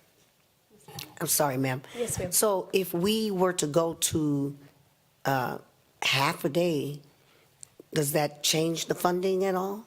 It does not change the funding for the non-eligible students. No, it does not change the funding at all. Well, does it change it for the eligible ones? For the pre-K 3, you're receiving half-day funding, so you essentially could have two programs, a morning program and an afternoon program for those students that qualify. And that would be a portion of the conversation you could have about that, because you are going to be funding a full-time teacher, regardless of whether the students attend half-day or full-day. Right, but if we have two different groups come in, then they both get funded, Two right? different groups, yes, ma'am. Each group of students that is eligible would be funded. However, based on the eligibility of those students, the number of students that we have that are eligible would not change. So you would just be able to split the classes and have one teacher that would have two sets of students. Okay. Let me ask a question. Can we ask questions now? I'm sorry. Yes, ma'am, absolutely. Okay. I have a couple. Because one of the concerns, I have one in pre-K 4. And one of the concerns that I kind of gathered from watching an exercise one day at the school where he's at is their response to emergency situations. You know, they 3 years old, 4 years old, they respond very, very differently. And their tendency is to, you know, want to go and cling to the teacher, and they kind of don't go with the instructions that are being put out. And so the question that came up in my mind is, you know, what can we do, or how can we set this up so that there's someone else responding to those particular classrooms to assist those teachers? Because I believe it's a teacher and an aide in the class. And, you know, to help get those little guys out, you know, that's one question. Yes, that's a very Oh, I'm ahead. Okay. Actually, in those cases, especially because I got caught in it one day, so I got to experience I did it too, for and that's myself. why I'm And actually, those cases, they have certain individuals on the campus that also respond to the pre-K 3 classroom, in addition to the teacher and the aide. On that particular day, I just happened to be in the vicinity, so I went to pre-K 3 to help them do the fire drill and walked that out. And you are right, 3-year-olds have a very different response to a fire drill. And so we had very much fun trying to get them all in the line to get it, but we also have a little rope that has handles on it, so everybody is taught that one of the procedures that the students are taught is to grab their handle, and we're going to walk out and we're going to follow a longer trail and go out to wherever they have to sit down and wait. But we already know, and the principals have already put that into their plan, that when that happens, that additional people go to specifically the pre-K 3 classrooms to help the students get out the building during fire drills and whatever else. It was much fun. My other question has to do with the language barrier, because are some of those classrooms designated as bilingual, or the pre-K 3 as well? Yes, ma'am. Okay. But we do have certain campuses that are designated as bilingual campuses. Okay. And that's where we try to steer our students that are bilingual or that have to be fully immersed. into those particular campuses in our district. Okay, that helps with another concern I had. Thank Yes, you, ma'am. ma'am. And the Mr. potty Diaz training. Mr. Diaz had a question too. Just to dovetail off of that, so the ones that are designated bilingual, is it a dual language PK3, PK4 program? Or is it intended to move students into English fluency? I am going to defer to my expert, Jennifer Johnson. It is designed to be able to help move students into English proficiency. However, both of our programs, we have one program pre-K 3 right now that is for Spanish speakers, and then we have several that are at pre-K 4. So they spend the majority of their time in Spanish with some introduction to English, but eventually the pre-K program is designed to help move our students into proficiency in English. Ms. I'll Johnson, repeat I'm that gonna have to into have the microphone. Okay. You repeat it.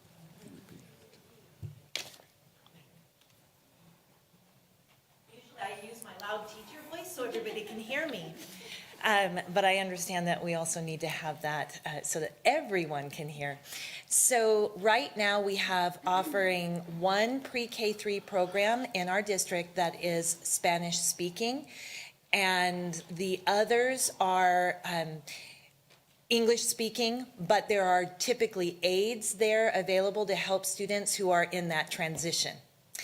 We have Spanish speaking pre-K 4 available at a number of campuses, but the overall goal is to help move students into English proficiency.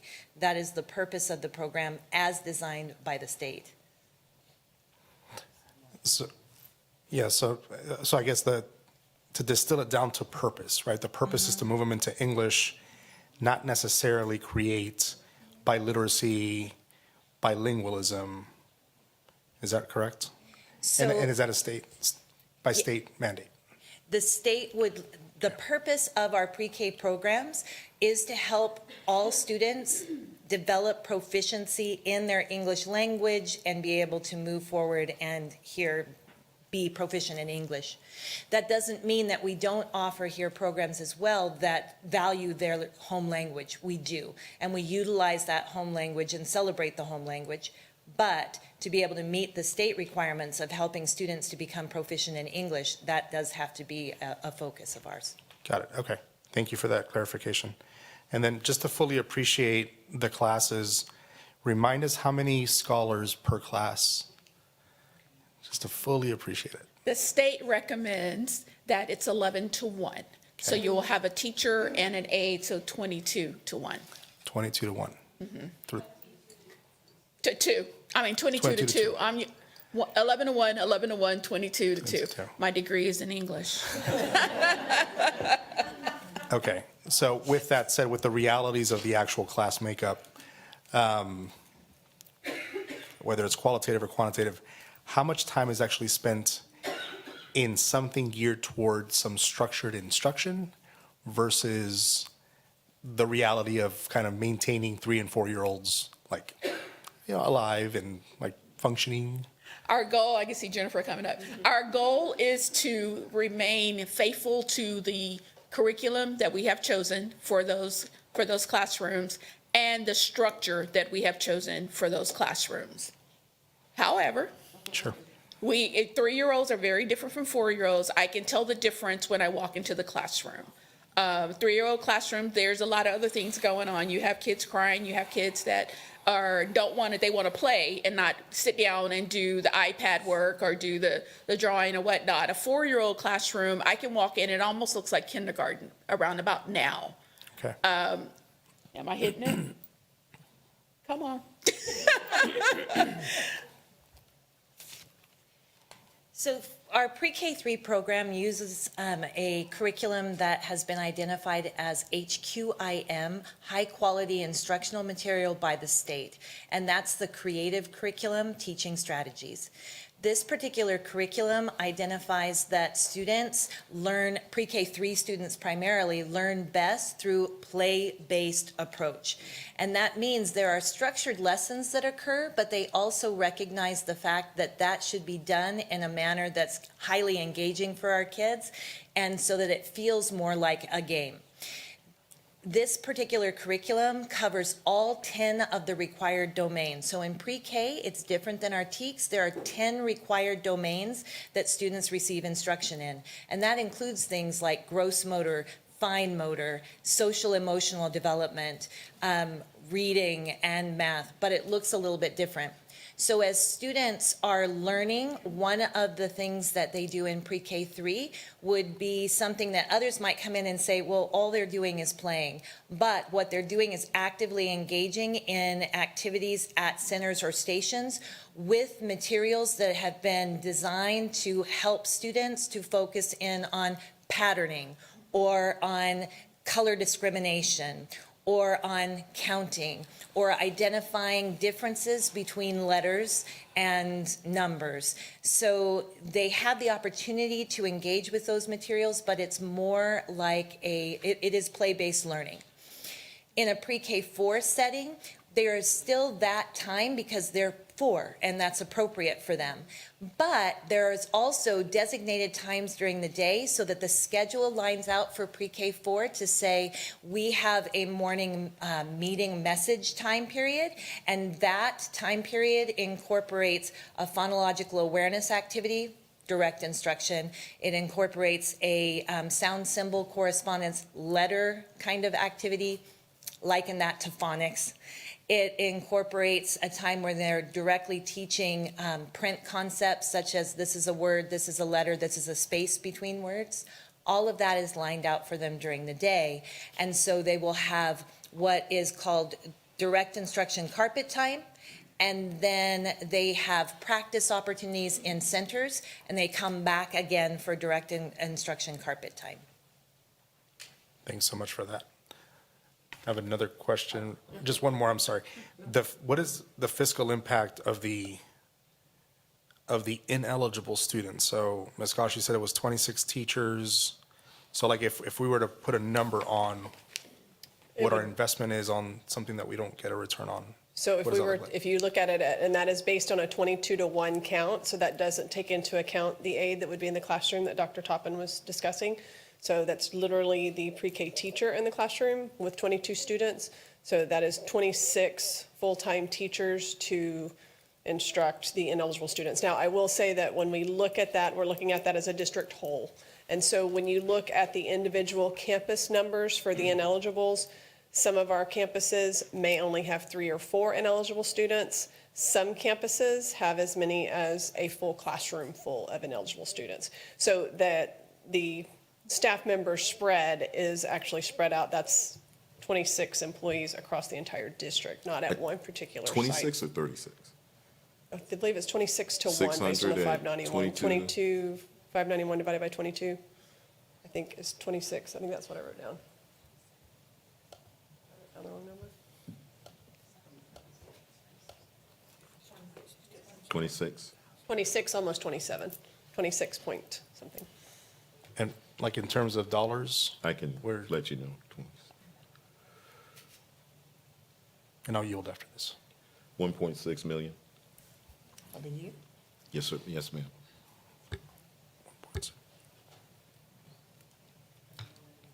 That we receive no ADA for, not even half. And even on the ones that are eligible, we get half ADA, not the full. So, any more questions?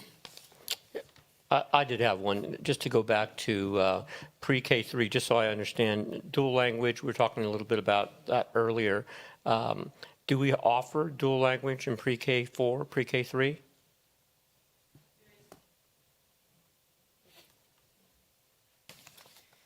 There is currently one campus at pre-K 3 that offers that. And do we receive additional funding? Is it federal funding for that, for dual language, or state funding, or?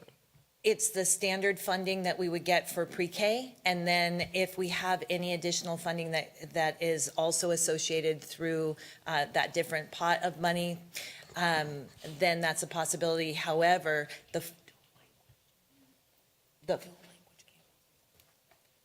so it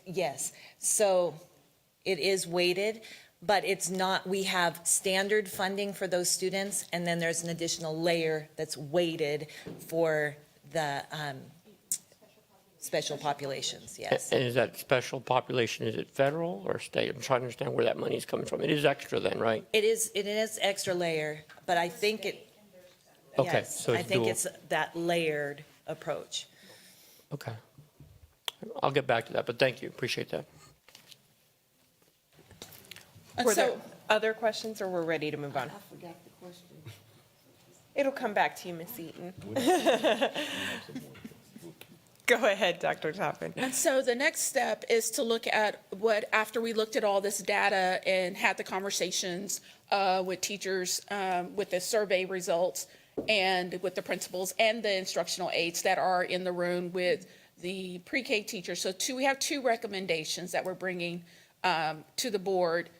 For pre-K 3, one of the recommendations is that we continue the pre-K 3 program for eligible students. And when we're talking about eligible students, we're talking about that criteria that the state gives out for students that qualify for pre-K.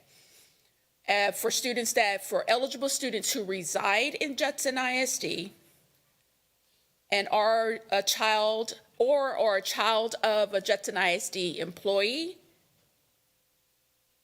or we will offer it to a Judson ISD employee, even if their child does not meet the criteria for eligibility, but they would have to pay tuition, and then cut pre-K 3 to a half-day program. So we'll have one set of kids coming in the morning from 7:30 to about 10:30, and then we'll have another set of kids coming in from 12 to the end of the school day. So, yes, ma'am. To be? It used to be that way. In fact, my children Yes. went that way. Yes. I was still teaching when it was that way. Mm-hmm. So it was a half-day program, and it was for eligible students that didn't. But we do recognize that we do have employees that work in Judson and that bring their children to Judson, even though they don't live in Judson. And so be able to continue to offer that to our employees. But the ones that do not meet the qualifications that is laid out by the state, we will charge them a fee, a tuition fee. And so for pre-K 4, kind of along the same lines, continue pre-K 4 for students that are eligible, who reside in Judson ISD, or are a child of a Judson ISD employee, or they will have to, if they're not eligible, the employee would have to pay a fee. And if a student is currently with us this school year as a pre-K 3, and they are not eligible, or if they are eligible, they would be grandfathered in so they can move into pre-K 4. We leave pre-K 4 all day. We have to do, pre-K 4 has to be full day by state. Okay. We were doing pre-K 4 full day and pre-K 3 full day. We're not required to offer pre-K 3, but we recognize the benefit of giving our students a solid foundation prior to kinder. We just want to tweak it based on the feedback that we've been given. And this wouldn't impact students who are currently out of district in pre-K4 who might want to enroll in kindergarten, correct? Because like we already allow out of district students for kindergarten, is that correct? Or for any grade? That is correct. Okay, great. So the only ones we need to grandfather in are the kids who are in pre-K3 right now? Okay, thank you. Ms. Eaton, yeah. I just wanted to, Mr. Diaz, I just wanted to make a comment, actually give praise to, for sure, I know the pre-K4 teachers there at Bashaw Elementary, because I have watched my pre-K4 student that is there. I have watched him just blossom, and he thinks it's just such a big deal to come home and he's worked on a tablet or he's done something special in circles, or there's another little deal that they do. Because remember, I have a pre-K4 kindergartner, first grader, and a third grader. So he thinks what his sister's doing, the kindergartner, he tells her all the time, that's not cool. I have a tablet. I'm doing more than you. And it makes him work harder. But he does. It is so awesome to see how much he's changed since he started that program. It's awesome. Mr. Diaz has a question.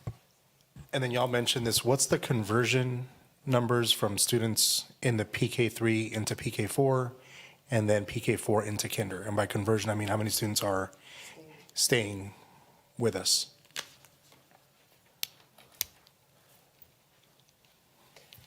So this was the first year that we actually had the full pre-K for all 3 program. So I don't really have very good data on that. We ran a data, the last time I ran that data was maybe 3 months ago to see what that retention was. We looked at pre-K4 into kindergarten because we could go back the last several years.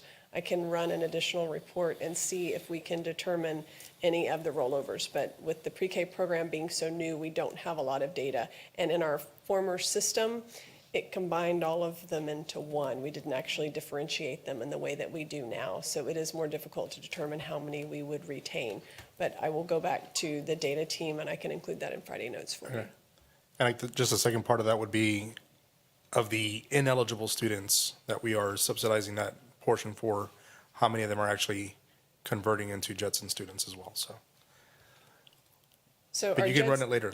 I will have to run it later. I do know that we have about 50% of the students that are in our pre-K4 program that end up in our kindergarten program, so it's about half. I will run the numbers to see, based on eligible and ineligible, to see what they were last year and compare those numbers and include that as well. Thank you. Yes, sir. And Ms. Lacey, Ms. Gosh, yes, I don't know why I was blanking on your last name, forgive me. Not a problem at all. Actually, that does remind me of when we made this decision in 2019 or 2018 to go full-day pre-K. One of the questions that I asked back then and would like to know, since you'll be doing this preliminary work, how many students stayed through first, through second, going through the system? I maintain that I believe maybe the investment may not be yielding the type of result we were really looking for.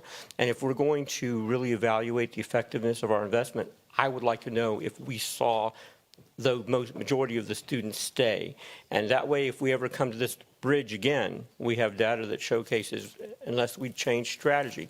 But all this could be pointed out, because we know where our students are. Did a student start in pre-K4? Did they stay through second grade? Did they leave right afterwards, kinder or whatnot? And I guess you could find that out when you're doing that information. Yes, sir. I know when we ran it the last time, we did run into some issues because of the COVID year. So the COVID year was one of the years that the students would have returned, and we lost many students at that point. I know that the numbers that we saw when we ran it the last time in first grade, and I don't want to give you a specific number, but I know that going into the first grade from what we looked at, they were not very high. But I will pull the brand new numbers based on our current information that we have now on our enrollments as well, to go to as many grades as we can track. Thank you, Ms. Gosh. Absolutely. Are there other questions? Ms. Kenoyer. So I would like to point out for my colleague that the population that qualifies for pre-K tends to be pretty mobile. And so that may be a difficult thing to look at how many we retain. But I still maintain that providing these pre-K services helps all the children that are in our district that go through the program for however long they stay with us. My concern, though, that I have is the half-day for pre-K 3. When we were pre-K, only pre-K 4, and it was all half-day, we had a lot of students who qualified who could not attend because there were no services for the other half-day. And in that population, for those who qualify, they tend to be low socioeconomic, so people are working, there's not a way, to pick up and drop off. Have we thought about the impact that's going to have on those students as well? We've talked about that, several conversations about that, because it is going to impact the students. We could probably enroll them in half day at the end of the day. They come in the PM rather than the AM. But I think that is one of the things we're really going to have to look at from various different angles, because we will have to make a decision about, is that one of the things that we're willing to sacrifice, for a lack of a better word. I don't like that word, but it was one of the things that we are considering, and we have talked about it at length. And when you think about that in the state of Texas, students are not required to go to kindergarten. They can just show up for first grade. I'm a strong believer in early literacy. And so, but I feel like, and in listening to our teachers and listening to our principals, coming out of COVID, we realized the need to have a pre-K 3, because we were going to be getting kids in kinder that never went through anything because they sat at home during that COVID span of time. So I really feel like that. However, the 3-year-olds that we got in, and some of them were 2 when they started this year, because their birthday was at the end of August. So they were 2 years old when they started with us this year. There's a very big difference between a 3-year-old and a 4-year-old. And having them stay at school all day is really tiring. We have to build in the nap time. You have to build in all of those things. And we are doing a lot of potty training in these pre-K 3 classrooms. And so what I really thought about it when we were talking about the half-day program was looking at it from the standpoint that we can potty train in mass if we have a routine for the morning, in the middle, right before they leave at 10:30, we go to the restroom, we have our snack, we do our lessons, we have our snack, we go to the bathroom again, and then we leave. And so getting them into a routine rather than all day long we're changing. And we heard the teachers loud and clear with that. And it is something that, we cannot deny a kid to come to pre-K if they're not potty trained by state. We have to allow them to come in.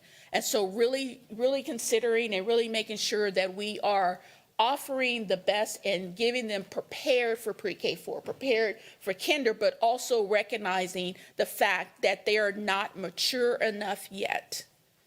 And that potty train is going to be a part of this.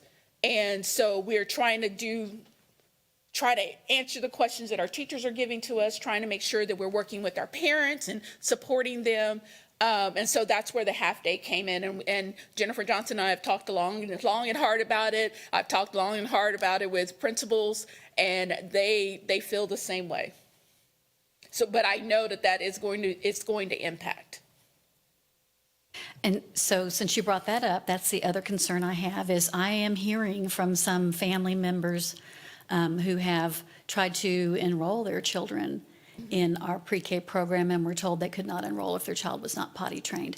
So I want to ensure that that message is applied consistently, that it is not a requirement. It's not a Absolutely, would we love them to be potty trained when they come? You bet. But reality is, and we all know, anybody who's ever been around small children, they mature at a different rate from each Yes. other, and there Yes. is no one size fits all. No. So that was just brought to my attention today, which is why you hadn't heard about it before. Right. Because I do bring those things to you. So I would like to make sure that that message goes out, that parents know that they can still be eligible if the Yes. child is not potty trained, Yes. you know. Just to follow up as well, I know obviously this recommendation is looking to evaluate our resources, try to ensure that we're being efficient with that. And naturally, there's needs across the district. And we recognize that we need supporting students in middle school and high school, and those resources can be reallocated. But our job obviously here is to make sure, and your job for that matter, Dr. Fields, that we're efficiently using every dollar and that we measure every aspect. So I'll go back to the fact that if we can't quantify that the program is retaining students, which was one of the objectives, that needs to be evaluated. So I commend the thought process, but there's needs everywhere. So I don't think that that money is going to be non-usable. We'll find a place to apply it, and it'll help the district. It'll help our students. So thank you.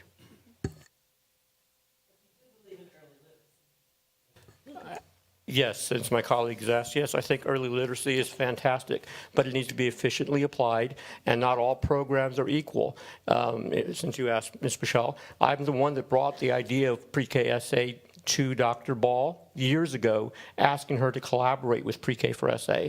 She came back and said, I'm going to do full day pre-K.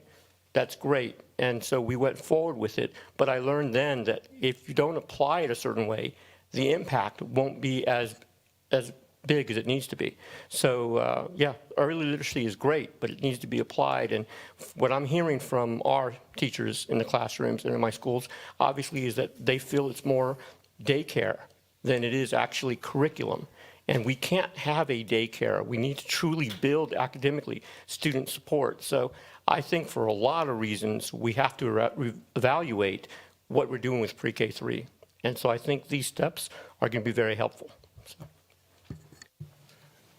I would just say, Mr. Macias, point of correction. I'm not confident that what came through was that they felt like the pre-K was daycare. I will admit that there are some concerns in those classrooms that they feel preoccupy their time, that they're not able to get to the full curriculum of what they're supposed to be doing. What I really wanted to point out is in our recommendation, I really wanted the board to know that we spoke to the teachers, we spoke to the paraprofessionals, we looked at the data, and we feel like what's best for the district, for the students, as well as the teachers, because we have some teachers in there that are certified EC through 4, that are, their goal was to teach more than to take care of, and they're not able to do that.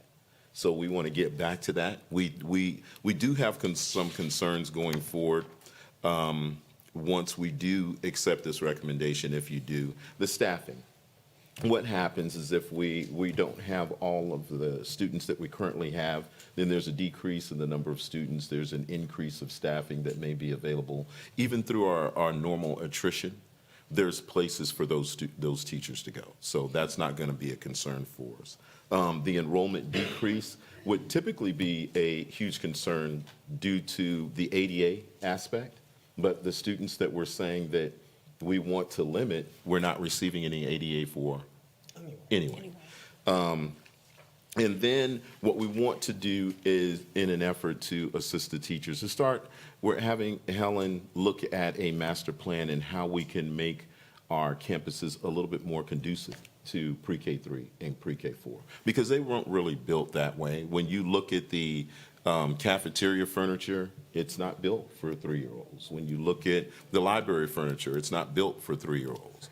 And the restrooms, changing tables in the bathrooms. I mean, in the classrooms, So we want to look at all those things as well. But we feel that this recommendation going into next year will really help the district out. I will tell you, though, you asked a question earlier, Mr. Macias, about, or I don't know if it was Mr. Diaz, about will those, I think it was you, Ms. Rodriguez, will those students be able to come back?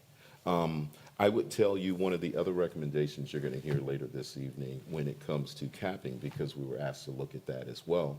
One of the recommendations we're going to make is that there be windows for new people to come into the district, because currently we've opened the district up for people out of district to come, but we didn't put a window to it, so we still have people from out of district enrolling today. And that's not how we want to do that going forward. We want to start off the year by opening a window for people to do that. And then once we pass that window, then that opportunity would have to wait until the following year, which we think will help monitor our student enrollment as well. So that's the recommendation. I stand ready to answer any other questions. I am a big supporter of early education and early childhood education, particularly for our most needy students. And so I think it should be open to all, and naming that, like, I as a parent had a very hard time affording preschool, but I was not eligible for a district preschool program. So I deeply empathize with parents who see this as a great opportunity, right? Like, that saves their family a lot of money while providing the kind of education that their children need. But I also don't take it lightly that the district is spending a lot of money to support the education that we aren't getting back, that isn't supported by the state. And so I think I understand the recommendation and support it, but rather reluctantly is how I would put it. That's just my comment. Are there other questions or comments from the board or a motion? I have a question. Yes, Ms. Kenora. Dr. Fields, the funding that we're using currently to supplement the pre-K 3, is that mostly ESSER funding, or is that general fund? I believe that it is, but I would defer to Ms. Davis. We do use some ESSER funding for the salary for teachers in pre-K. And so we have used some of that. When we did move to all-day pre-K, we did specifically set that aside. That money's going to run out very soon anyway. So. Yes, ma'am. Other questions or comments? Okay, is there a motion? I move that we take the recommendation to adjust the district guidelines for pre-K 3 and pre-K 4 programs. Second. Okay, that's been moved and seconded. We'll proceed to vote.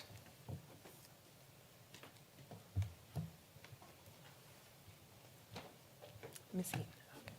That motion passes unanimously.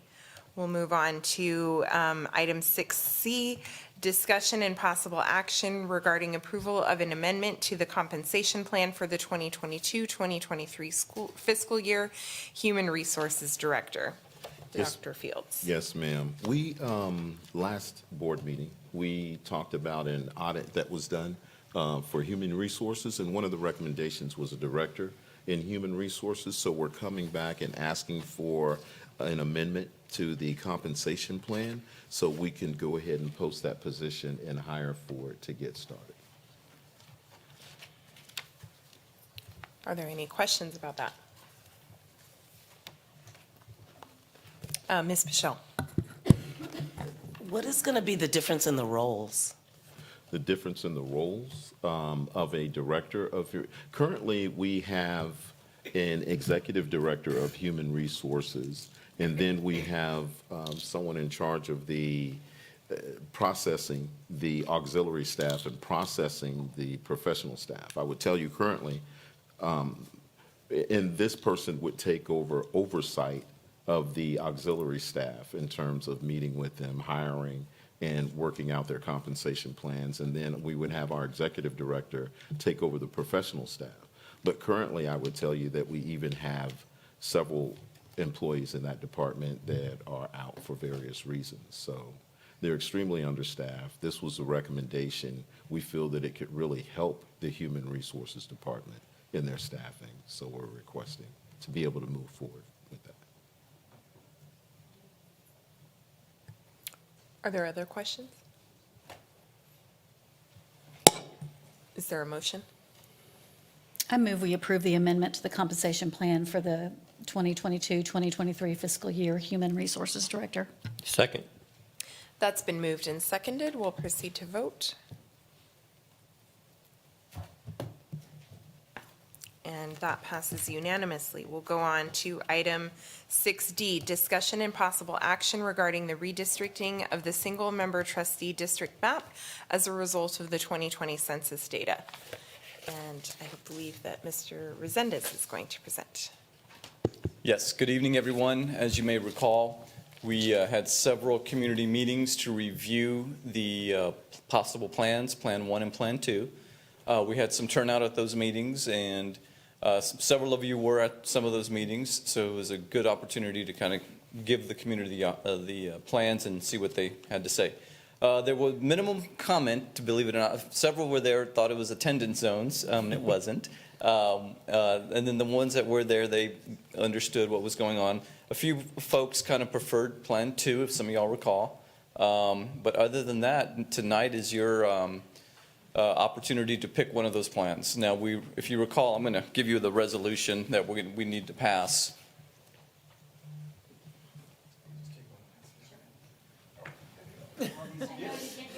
All these kids. So you guys are familiar with the two plans, and it's really just a matter of what you all are comfortable with. Legally, both of them are satisfying the requirements. The deviation for both of these is under the 10%, and actually the deviation is the same, 5.1 on both. So they're both good plans. They're both compact, contiguous, and they keep your current single board members who are in office in their single member district. So really, it's up to you all. If you have any questions, we are comfortable with either one. Legally, they're fine. But we do need to make a decision tonight, because also on your agenda is a decision to, or an item to call the election. And one of your single member districts is up for election. Yes, ma'am, single member District 1. So this does impact that. And once you all make a decision tonight, then tomorrow we will forward these changes to the county so they could start the process to let the voters know, specifically in 1, who have changed. So that's important. And we're still fine as long as we do it 90 days before the election. But I know we don't have another meeting until February, so we want to go ahead and get one of these plans approved. Now, I also remember in Plan 2, that was some folks at the committee meetings preferred, there was a very small little square, if you guys remember, that was part of 4 that wasn't changed. We would recommend, whether you go with Plan 1 or 2, that one little square go into 4, because it just makes sense. And there's only 46 people in that little square, so it's not going to have any impact on the 10% rule. You know, the 5.1% might change maybe 1%, but not much. But we do recommend that if you go with either plan, Plan 1 already has it in 4, but Plan 2, we would recommend that little square, it's kind of an odd little square, but that it just makes sense. After we've looked at it and reviewed it, it would just go into the plan. Is there any special motion language that needs to be made in order to indicate that change to the plan? Yes, so Okay. well, it depends. If you choose Plan 1, then no. Okay. Choose Plan 2, then you would, choose Plan 2 with the amendment of that section on the east part of 4. That's all. Okay. Just designate the east part of 4. Okay. And, and the motion would be to, approve the resolution. And the resolution is the same, because whichever plan you pick will be the exhibit. Do you need us to read the complete resolution? No, Okay. unless you can if you want. But No, I think we'll skip that, thanks. Yeah, and it just basically says what the law is, says what we Yes. did, and then reflects one of the plans. And it also says Okay. that the current board members stay in their seats until those seats are up for election. So, Okay. pretty straightforward. It's really now up to you all. If you have any questions of me, Is there any then you could start the questions or- discussion among yourselves. I don't have a question, but I do have some comments. Okay, go ahead. So my district and Ms. Rodriguez's districts are the ones that are most affected by these changes. I represent District 1, which is the north part of the district, and because of the growth there, in order for that district size to be reduced, much of what I represent in Live Oak, in both these plans will be moved down to District 5, and a lot of District 5 will be moved to District 4. I reached out in several Facebook groups and asked several of my more vocal constituents about their preferences. And for the most part, they didn't have a strong preference either way. Those who did express a preference preferred the Plan 2. And so I just wanted to share that information with my fellow board members. Thank you, Ms. Knoyer. Any other questions? At least at the community meeting that I attended that was in my district, that was what folks said too, was Plan 2 seemed more logical and easier to describe geographically using like landmarks that people know, like it's Live Oak is included here, or this road divides it, things like that, so. Any other questions or comments? All right, is there a motion? Remember, the motion is just to approve the resolution and Plan 1 or 2, and if it's 2, to include that eastern part in 4. Okay, I can take a stab at the motion. What he said, I can do it. You got it? Okay, Ms. I Knoyer, move we go for it. approve the resolution with Plan 2, and also make the adjustment of that small portion that is currently on Plan 2 and is in District 3, and move it to District 4. Perfect. That'll work. That'll work. Is there a second? I second that. Okay, that's been moved and seconded. We'll proceed to vote.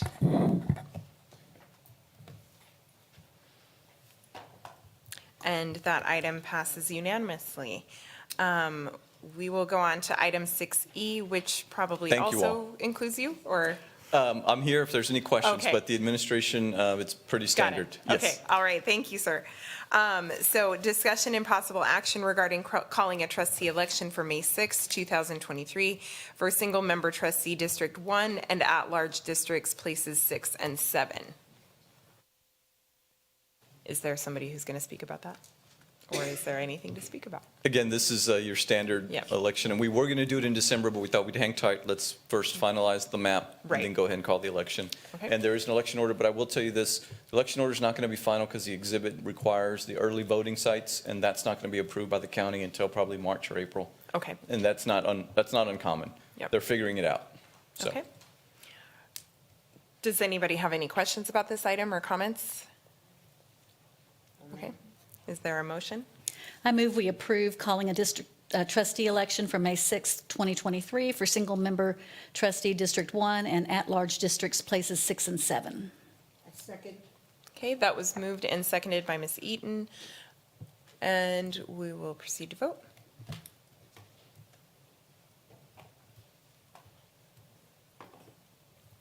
And that item passes unanimously as well. Thank you all. Good evening. Good to see you guys. All right, and next we are going to move on to discussion items and report. We're going to move item E up to go first so that Ms. Keaton can present. I think it's Ms. Keaton. Is that what you said? Okay. Construction report.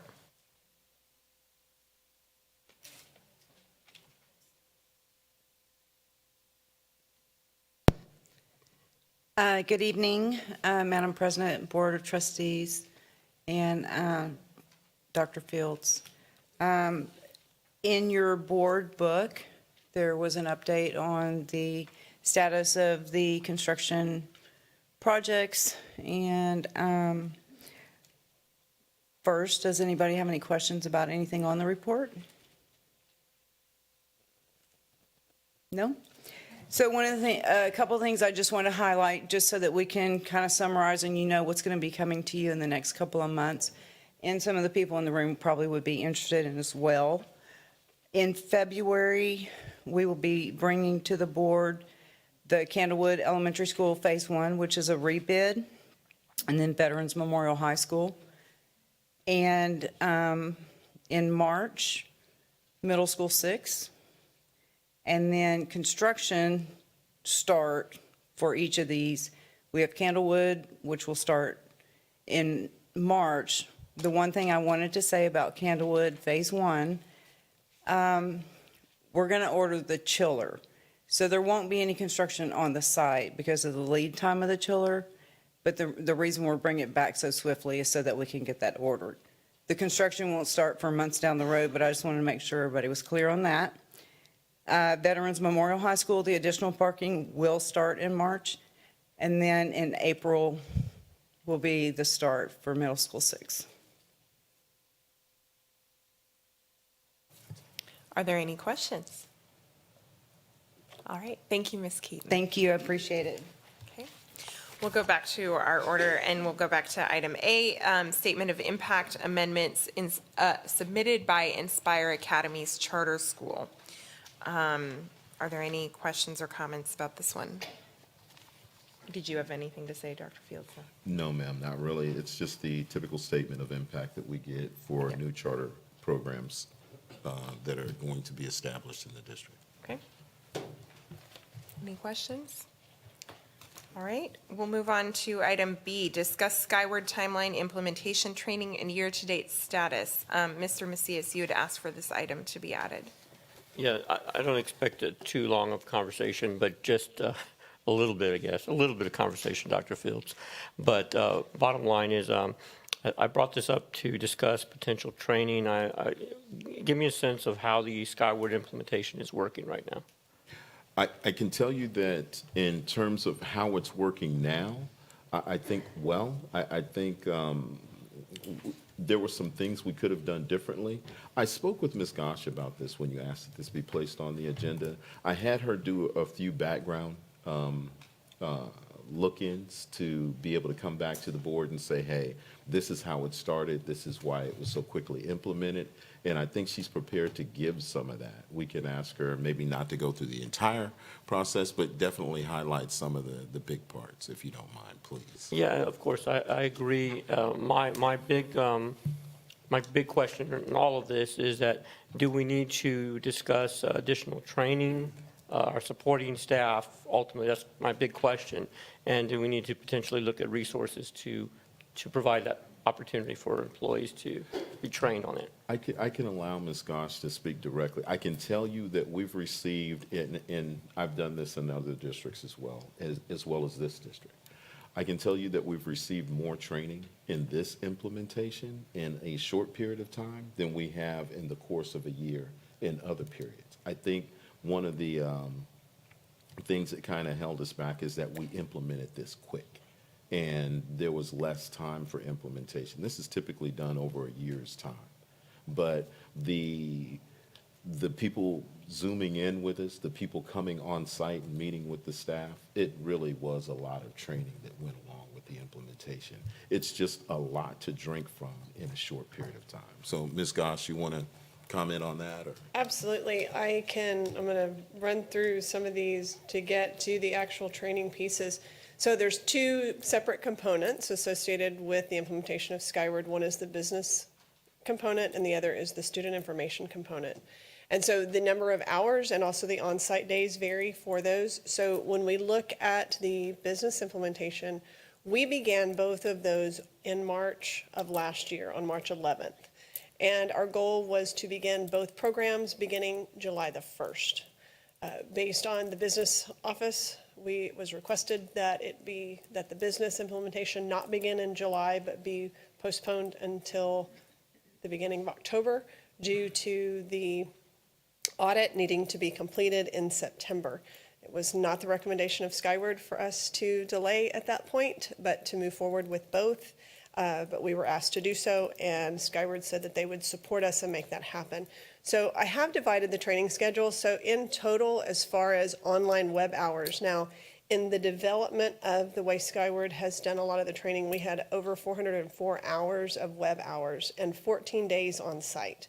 So a lot of the training in terms of setup and back end, there was a lot of that went on at the beginning, all the way through the implementation from March all the way through. We are still receiving training out of that 404, out of that 404 hours of web hours, and they actually added on. So one of the things that has been a blessing from the company has been their customer service.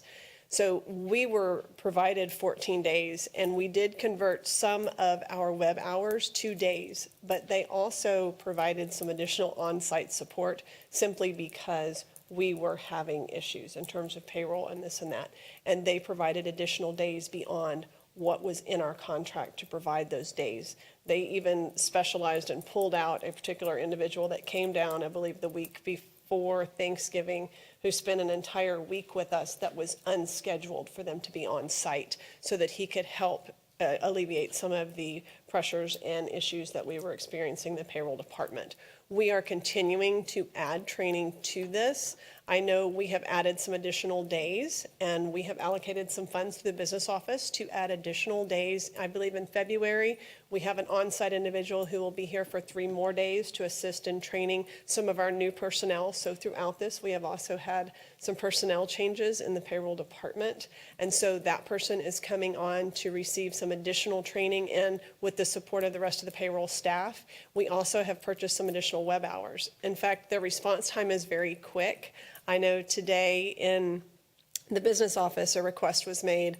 Obviously, it's getting ready to be tax season, and we need 1099s and W-2s. And the question came up, can we have some additional training for the 1099s? And within 2 hours, they were able to provide that training to us. And so without us even necessarily going through the entire process. So we will get that process and we will obtain that to them. So that has been really great on the business side. In terms of the student side, we still have ongoing training. So we still have Skyward on site. In fact, they were here for, I believe, 3 days last week. They spent 1 day with our PEAM staff and I believe 2 days with our campus staff in preparing and getting ready for the rollover of students and to begin the scheduling process. So we are still in implementation and we still have some days and some time. So you'll see our web hours for the student is at 320 hours and we are still meeting with them, still obtaining training. And then we also, that included 40 days of on-site training. So each time for the registration at the beginning of school, they were here when Converse opened. They were here when our other campuses opened, and we're here for the first weeks as we began to look at students. And each piece of the scheduling, when we do transcripts, they came on site. So they are very much hands-on in terms of providing that support, and it's been a very good process. We are continuing to utilize our own trainers. We are utilizing, they do have a great online component that does allow for videos and whatnot. When they do training with us through either WebEx or on-site, it is a live person, and they do work directly with you. But they do have very good, helpful online training videos as well, and we have continued to work with them, and we are developing some of our own in-house, as we get into the process, some of our own in-house training pieces as well. And truthfully, the on-site support and the training are some of our best successes throughout the entire program.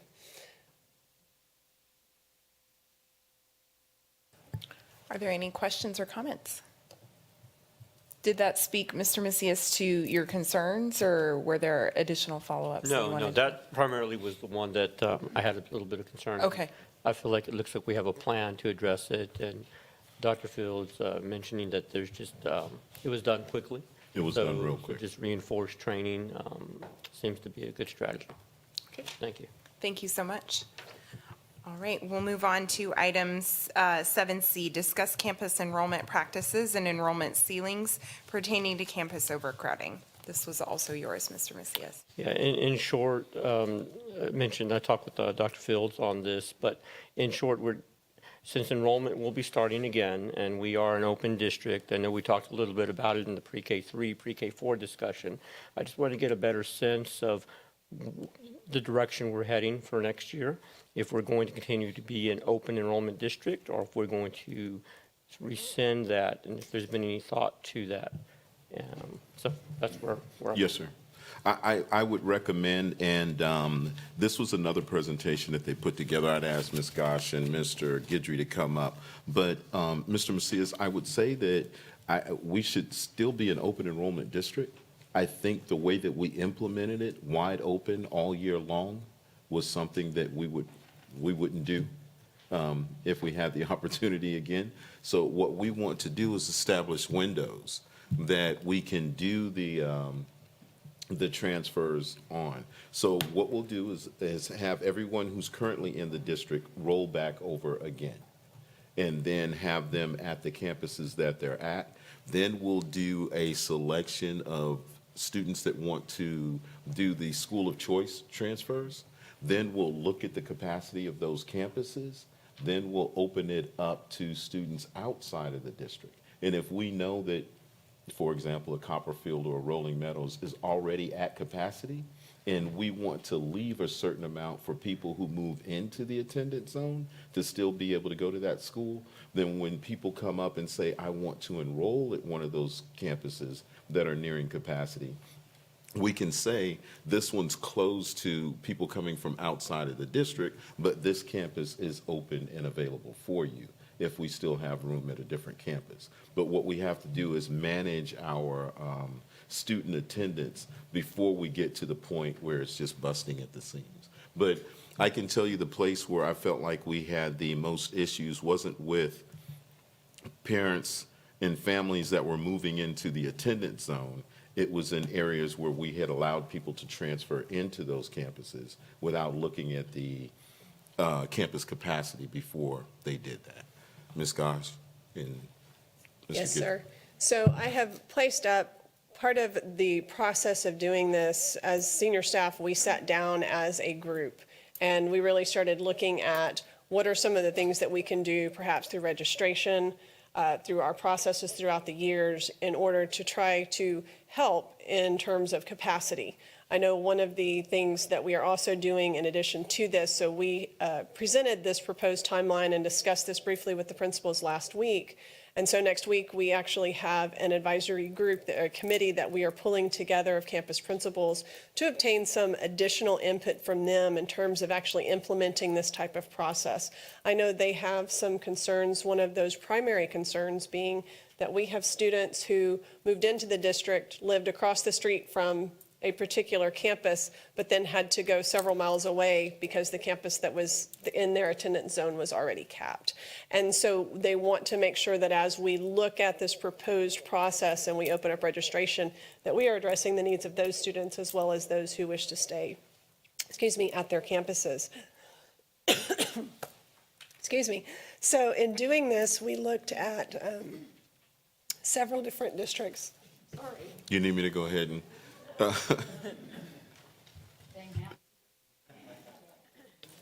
I know, I rarely do that, so I apologize. So we looked at the surrounding districts and how they have handled registration over the last several years, because they do have some programs that are similar to ours, and they do somewhat of a staged process. So our recommendation is, in the past, we've opened registration as early as February, which has caused some problems in terms of students needing to come back and re-register to qualify for various programs, especially for our free and reduced lunch program and other programs associated with eligibility for services that are provided. So our returning students, we would look at opening for our returning students the ability to register beginning in April, and that would go on to the first day of school. Our returning students get automatically rolled over. So if they don't show up on the first day of school, they become a non-Judson student. So they essentially come in and would enroll as if a new student. So it's not like they can't return just because they don't come to the first day of school. We just don't consider it a returning enrollment after the first day of school. They come back in as a new student and we reactivate their profile. We would delay new students moving into the district, students that had never been with us that are in our attendance zones, until after STAR testing to allow the campuses to catch up a little bit on the acceptance of the registration, because it does take someone on the inside to accept those registrations. And our clerks do have to go through and verify that all the documentation that is necessary for a student to register is there, and they must verify that information. That was an issue that we had this last year because we had two systems running, and verifications were not always able to be completed in order to process the students. So we want to allow for that. The school of choice is one of the areas that we want to delay. Now, I do want to clarify. If we have many students, especially at our secondary campuses, who are school of choice because they go to a particular program. They may go to Wagner because they're in the auto body program, or Judson High School, or they may go to Wagner because they're in the cosmetology program, or T-STEM. So there are programs that students choose school of choice based on program. We also have families who have been going to a school of choice for several years now. If a student is currently enrolled as a school of choice student, when they go to re-enroll, they will automatically be enrolled at the school that they are attending now. It does not revert them back to their home campus. The school of choice that you see here between June 5th and June 23rd would be a secondary process. So any of our existing students would either register as a returning student or a new student. The school of choice from June 5th to June 23rd would only be if you were currently not a school of choice student and you decided you wanted to change schools. For example, I'm currently a Judson High School student, but now I would like to go to Wagner. I would enter a single form application during that time frame, and the process of the school of choice would transfer at that point. If we have a student who is at a school of choice, they do need to request to go back to their home campus if at any time they would like to go back. What we have seen throughout the years is we have students who choose a school of choice and then they run into disciplinary action and choose another school of choice until they get more, and then they choose another school of choice. And so this window, if you're going to choose a school of choice, this would be your only opportunity. We would then discontinue the ability to hop campuses unless it fell under board policy. So there is a board policy dealing with bullying and under David's Law, if there's a threat to the child or something like that. So that would be administrative. Obviously, we would still abide by that rule throughout the year. Any student that is a school of choice that would request, we would give them the opportunity at semester to change back to their home campus if they so chose to at semester. But it would essentially be, I have chosen school of choice, and that would be between June 5th and June 23rd. By doing that, that then provides us with good solid campus counts, because at that point, you couldn't decide to come in August and say, hey, I want to switch schools. You would have had to have declared in that window or already be a school of choice student. So that allows us some time there to begin to look at campus counts, to know how many students we would have that would be attending that campus. Now, you'll notice that on this list, out of district does not begin until July the 10th, and that is by design. We do want to level out our school of choice and our returning students. And the out of district would be, as it was this past year, it would continue to be a paper process, so you would have to go to the campus and complete the process. And we would have out of district registration that would take place between July 10th and July 21st.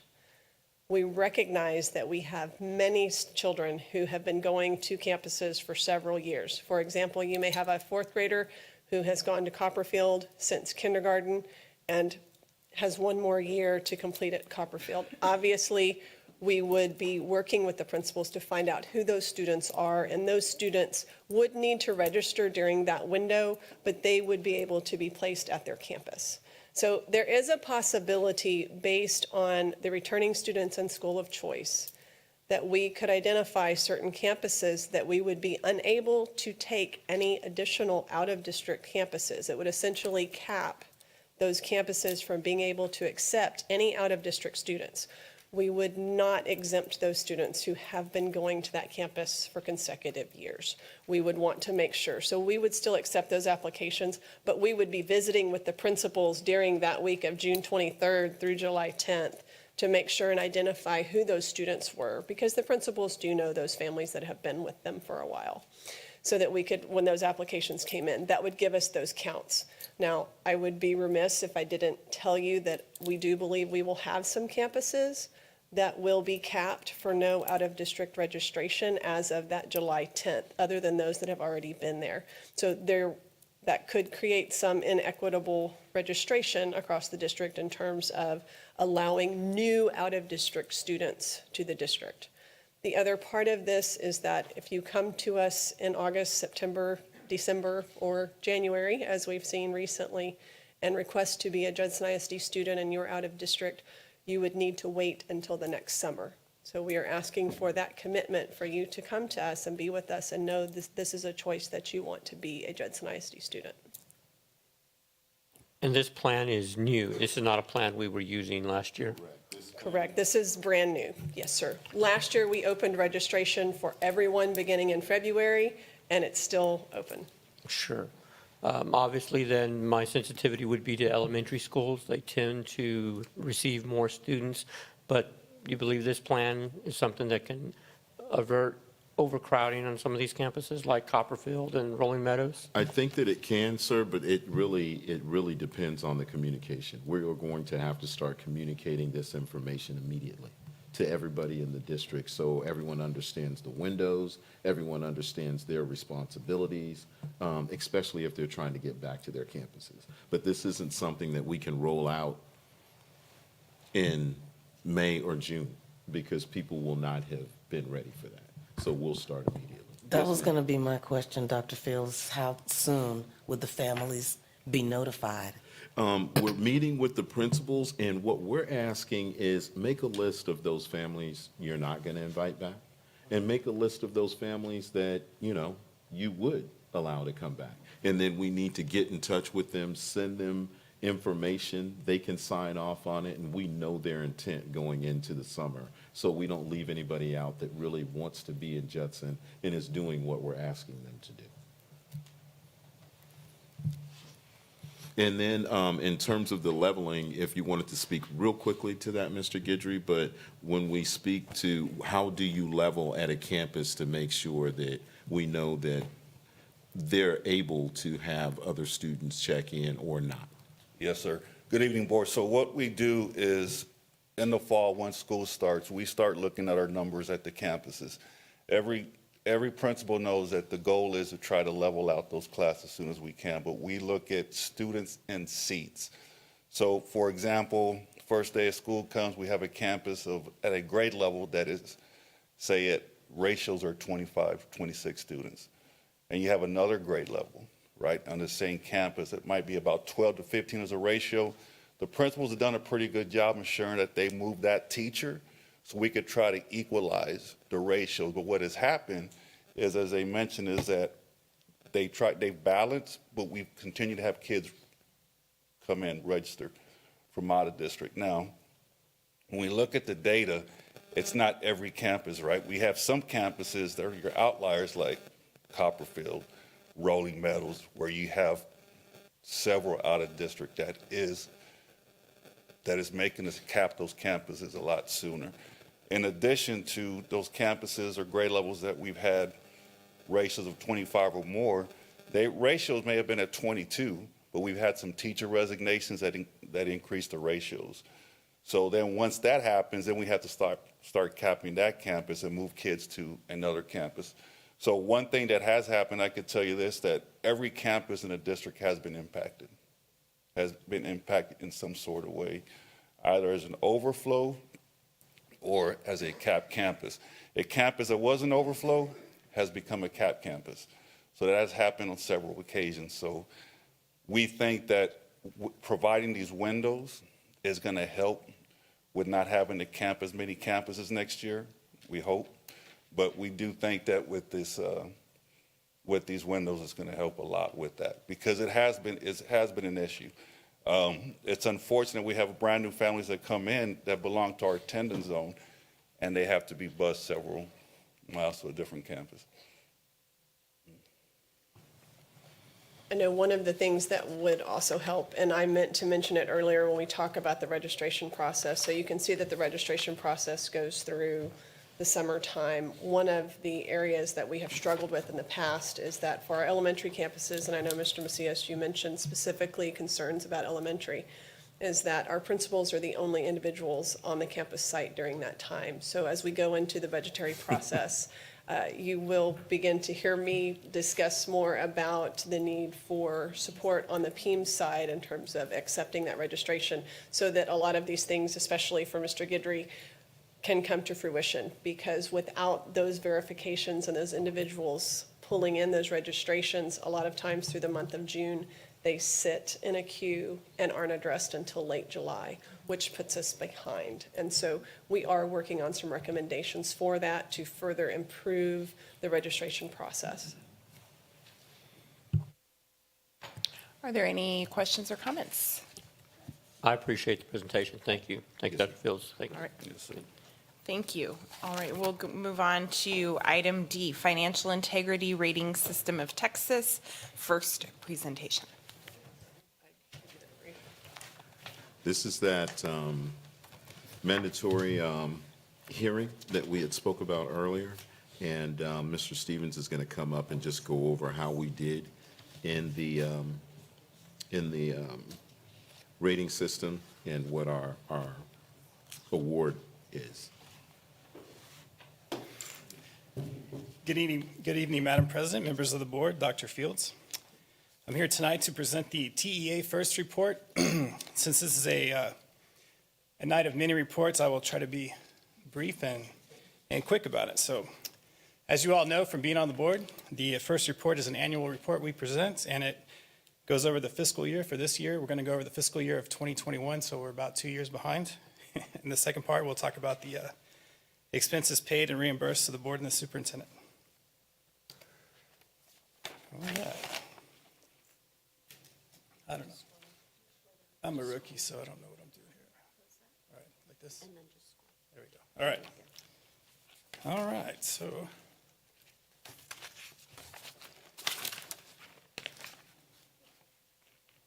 All right, as you know, school districts are required to hold a public meeting to publicize the district's financial report rating.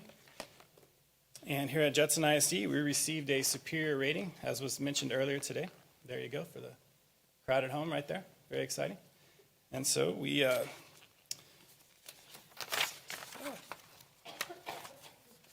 so the first report is made up of 20 criteria that the Texas Education Agency has put together to determine and rank the districts. And so we will go over each one.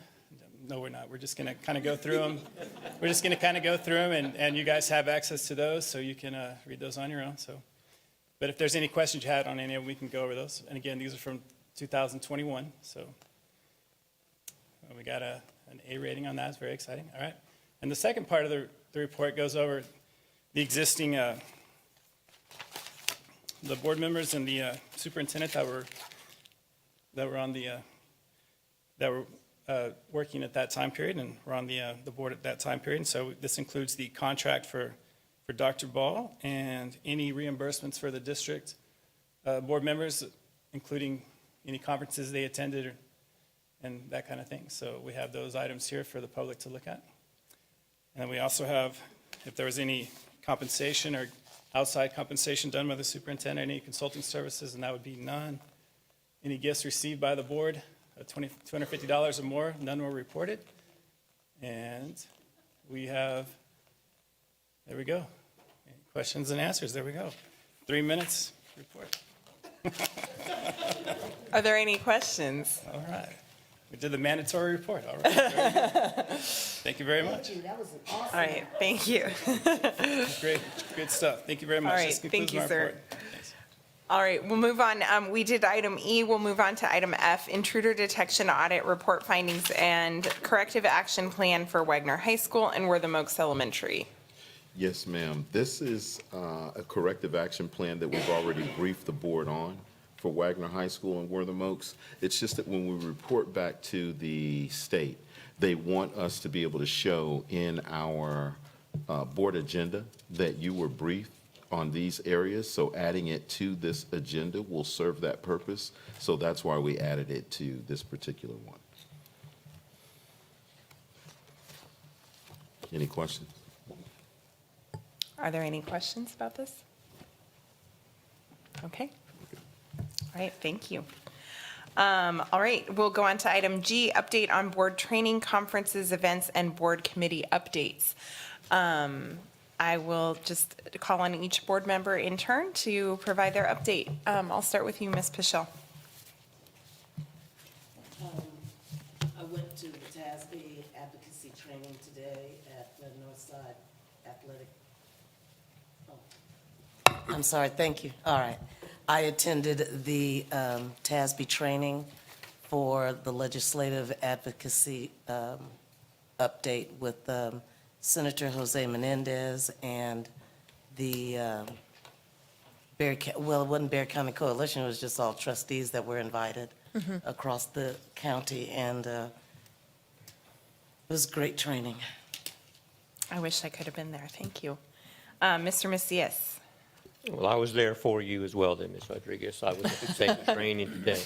And extremely insightful regarding the government process for advocating.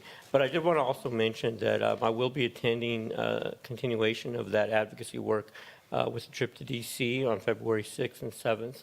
And that's why I asked earlier about the advocating for funding and where it's from, because that might be opportunities to kind of discuss with my colleagues across Bear County on what those needs might need to be.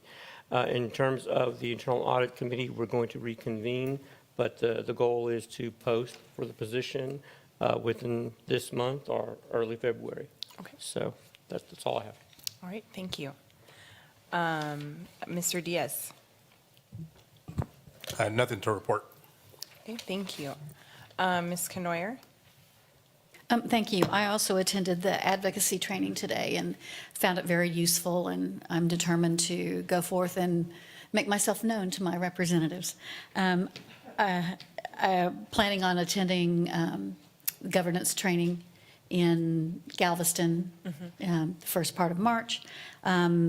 As part of our Innovation Committee, we have opportunity for school visits coming up in the first week of February, and so I'll be attending a campus there to see how that's going for them, and is that something we can use in Judson? Yep, thank you. Ms. King? Let's see here. I haven't been to any conferences lately, but I know that for the Innovation Committee, we do have that visit on February the 8th that we'll be going to. And the next Innovation Committee meeting is February the 13th. And I, too, will be going to the TASB Governance Camp in March. Okay, thank you. And Ms. Eaton?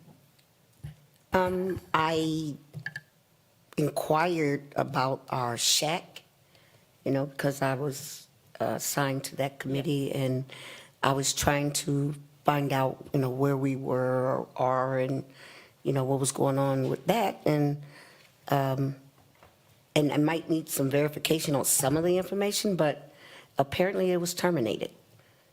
And we were given almost $800,000 in a grant, and we had to give the check back. I'm not, because nobody ever came to me and said anything, or we didn't meet again to discuss it, to find out what happened or why. But if we could get some more information on what happened, because apparently the grant is only given out every 3 years, and by us giving the check back, we it's in essence just blew it. So we can't even reapply for another 3 years. And so just want to find out why they would do that and not let us know. Sure. I can assure you that, I can assure you that the shack hasn't been canceled. I can tell you that the last meeting was canceled.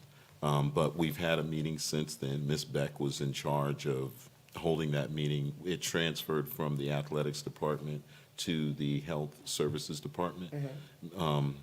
And our health services director resigned. So as we get in a new person, we'll start that back up. Now, I'm unaware of any grants that may have been offered to the committee because it wasn't.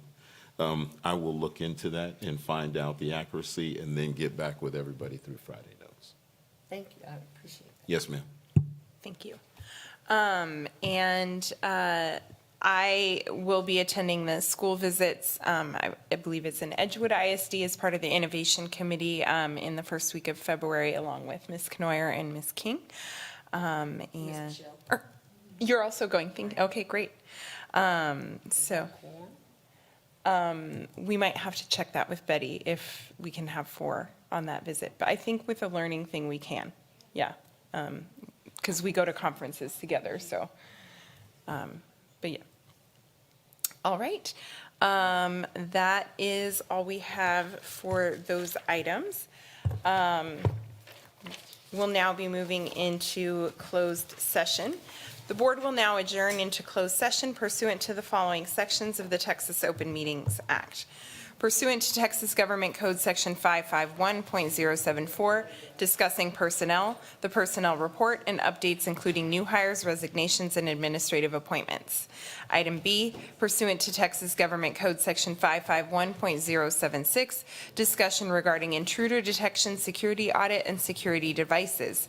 And item C, pursuant to Texas Government Code Section 551.074, discussion regarding staffing issues as related to the district organizational chart. The time is now 8:46, and we will convene into closed session. Thank you.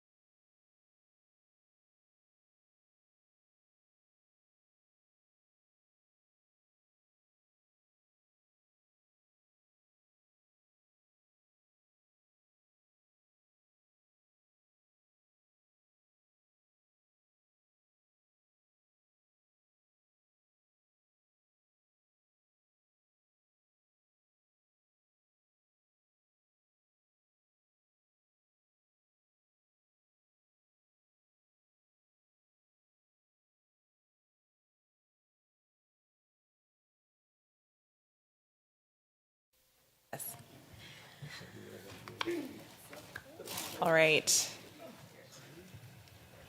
The board will now reconvene in open session. The time is 9:19. No final action, decision, or vote was taken while the board was in closed session. We will now move on to item 9, consider and take possible actions regarding items discussed in closed session.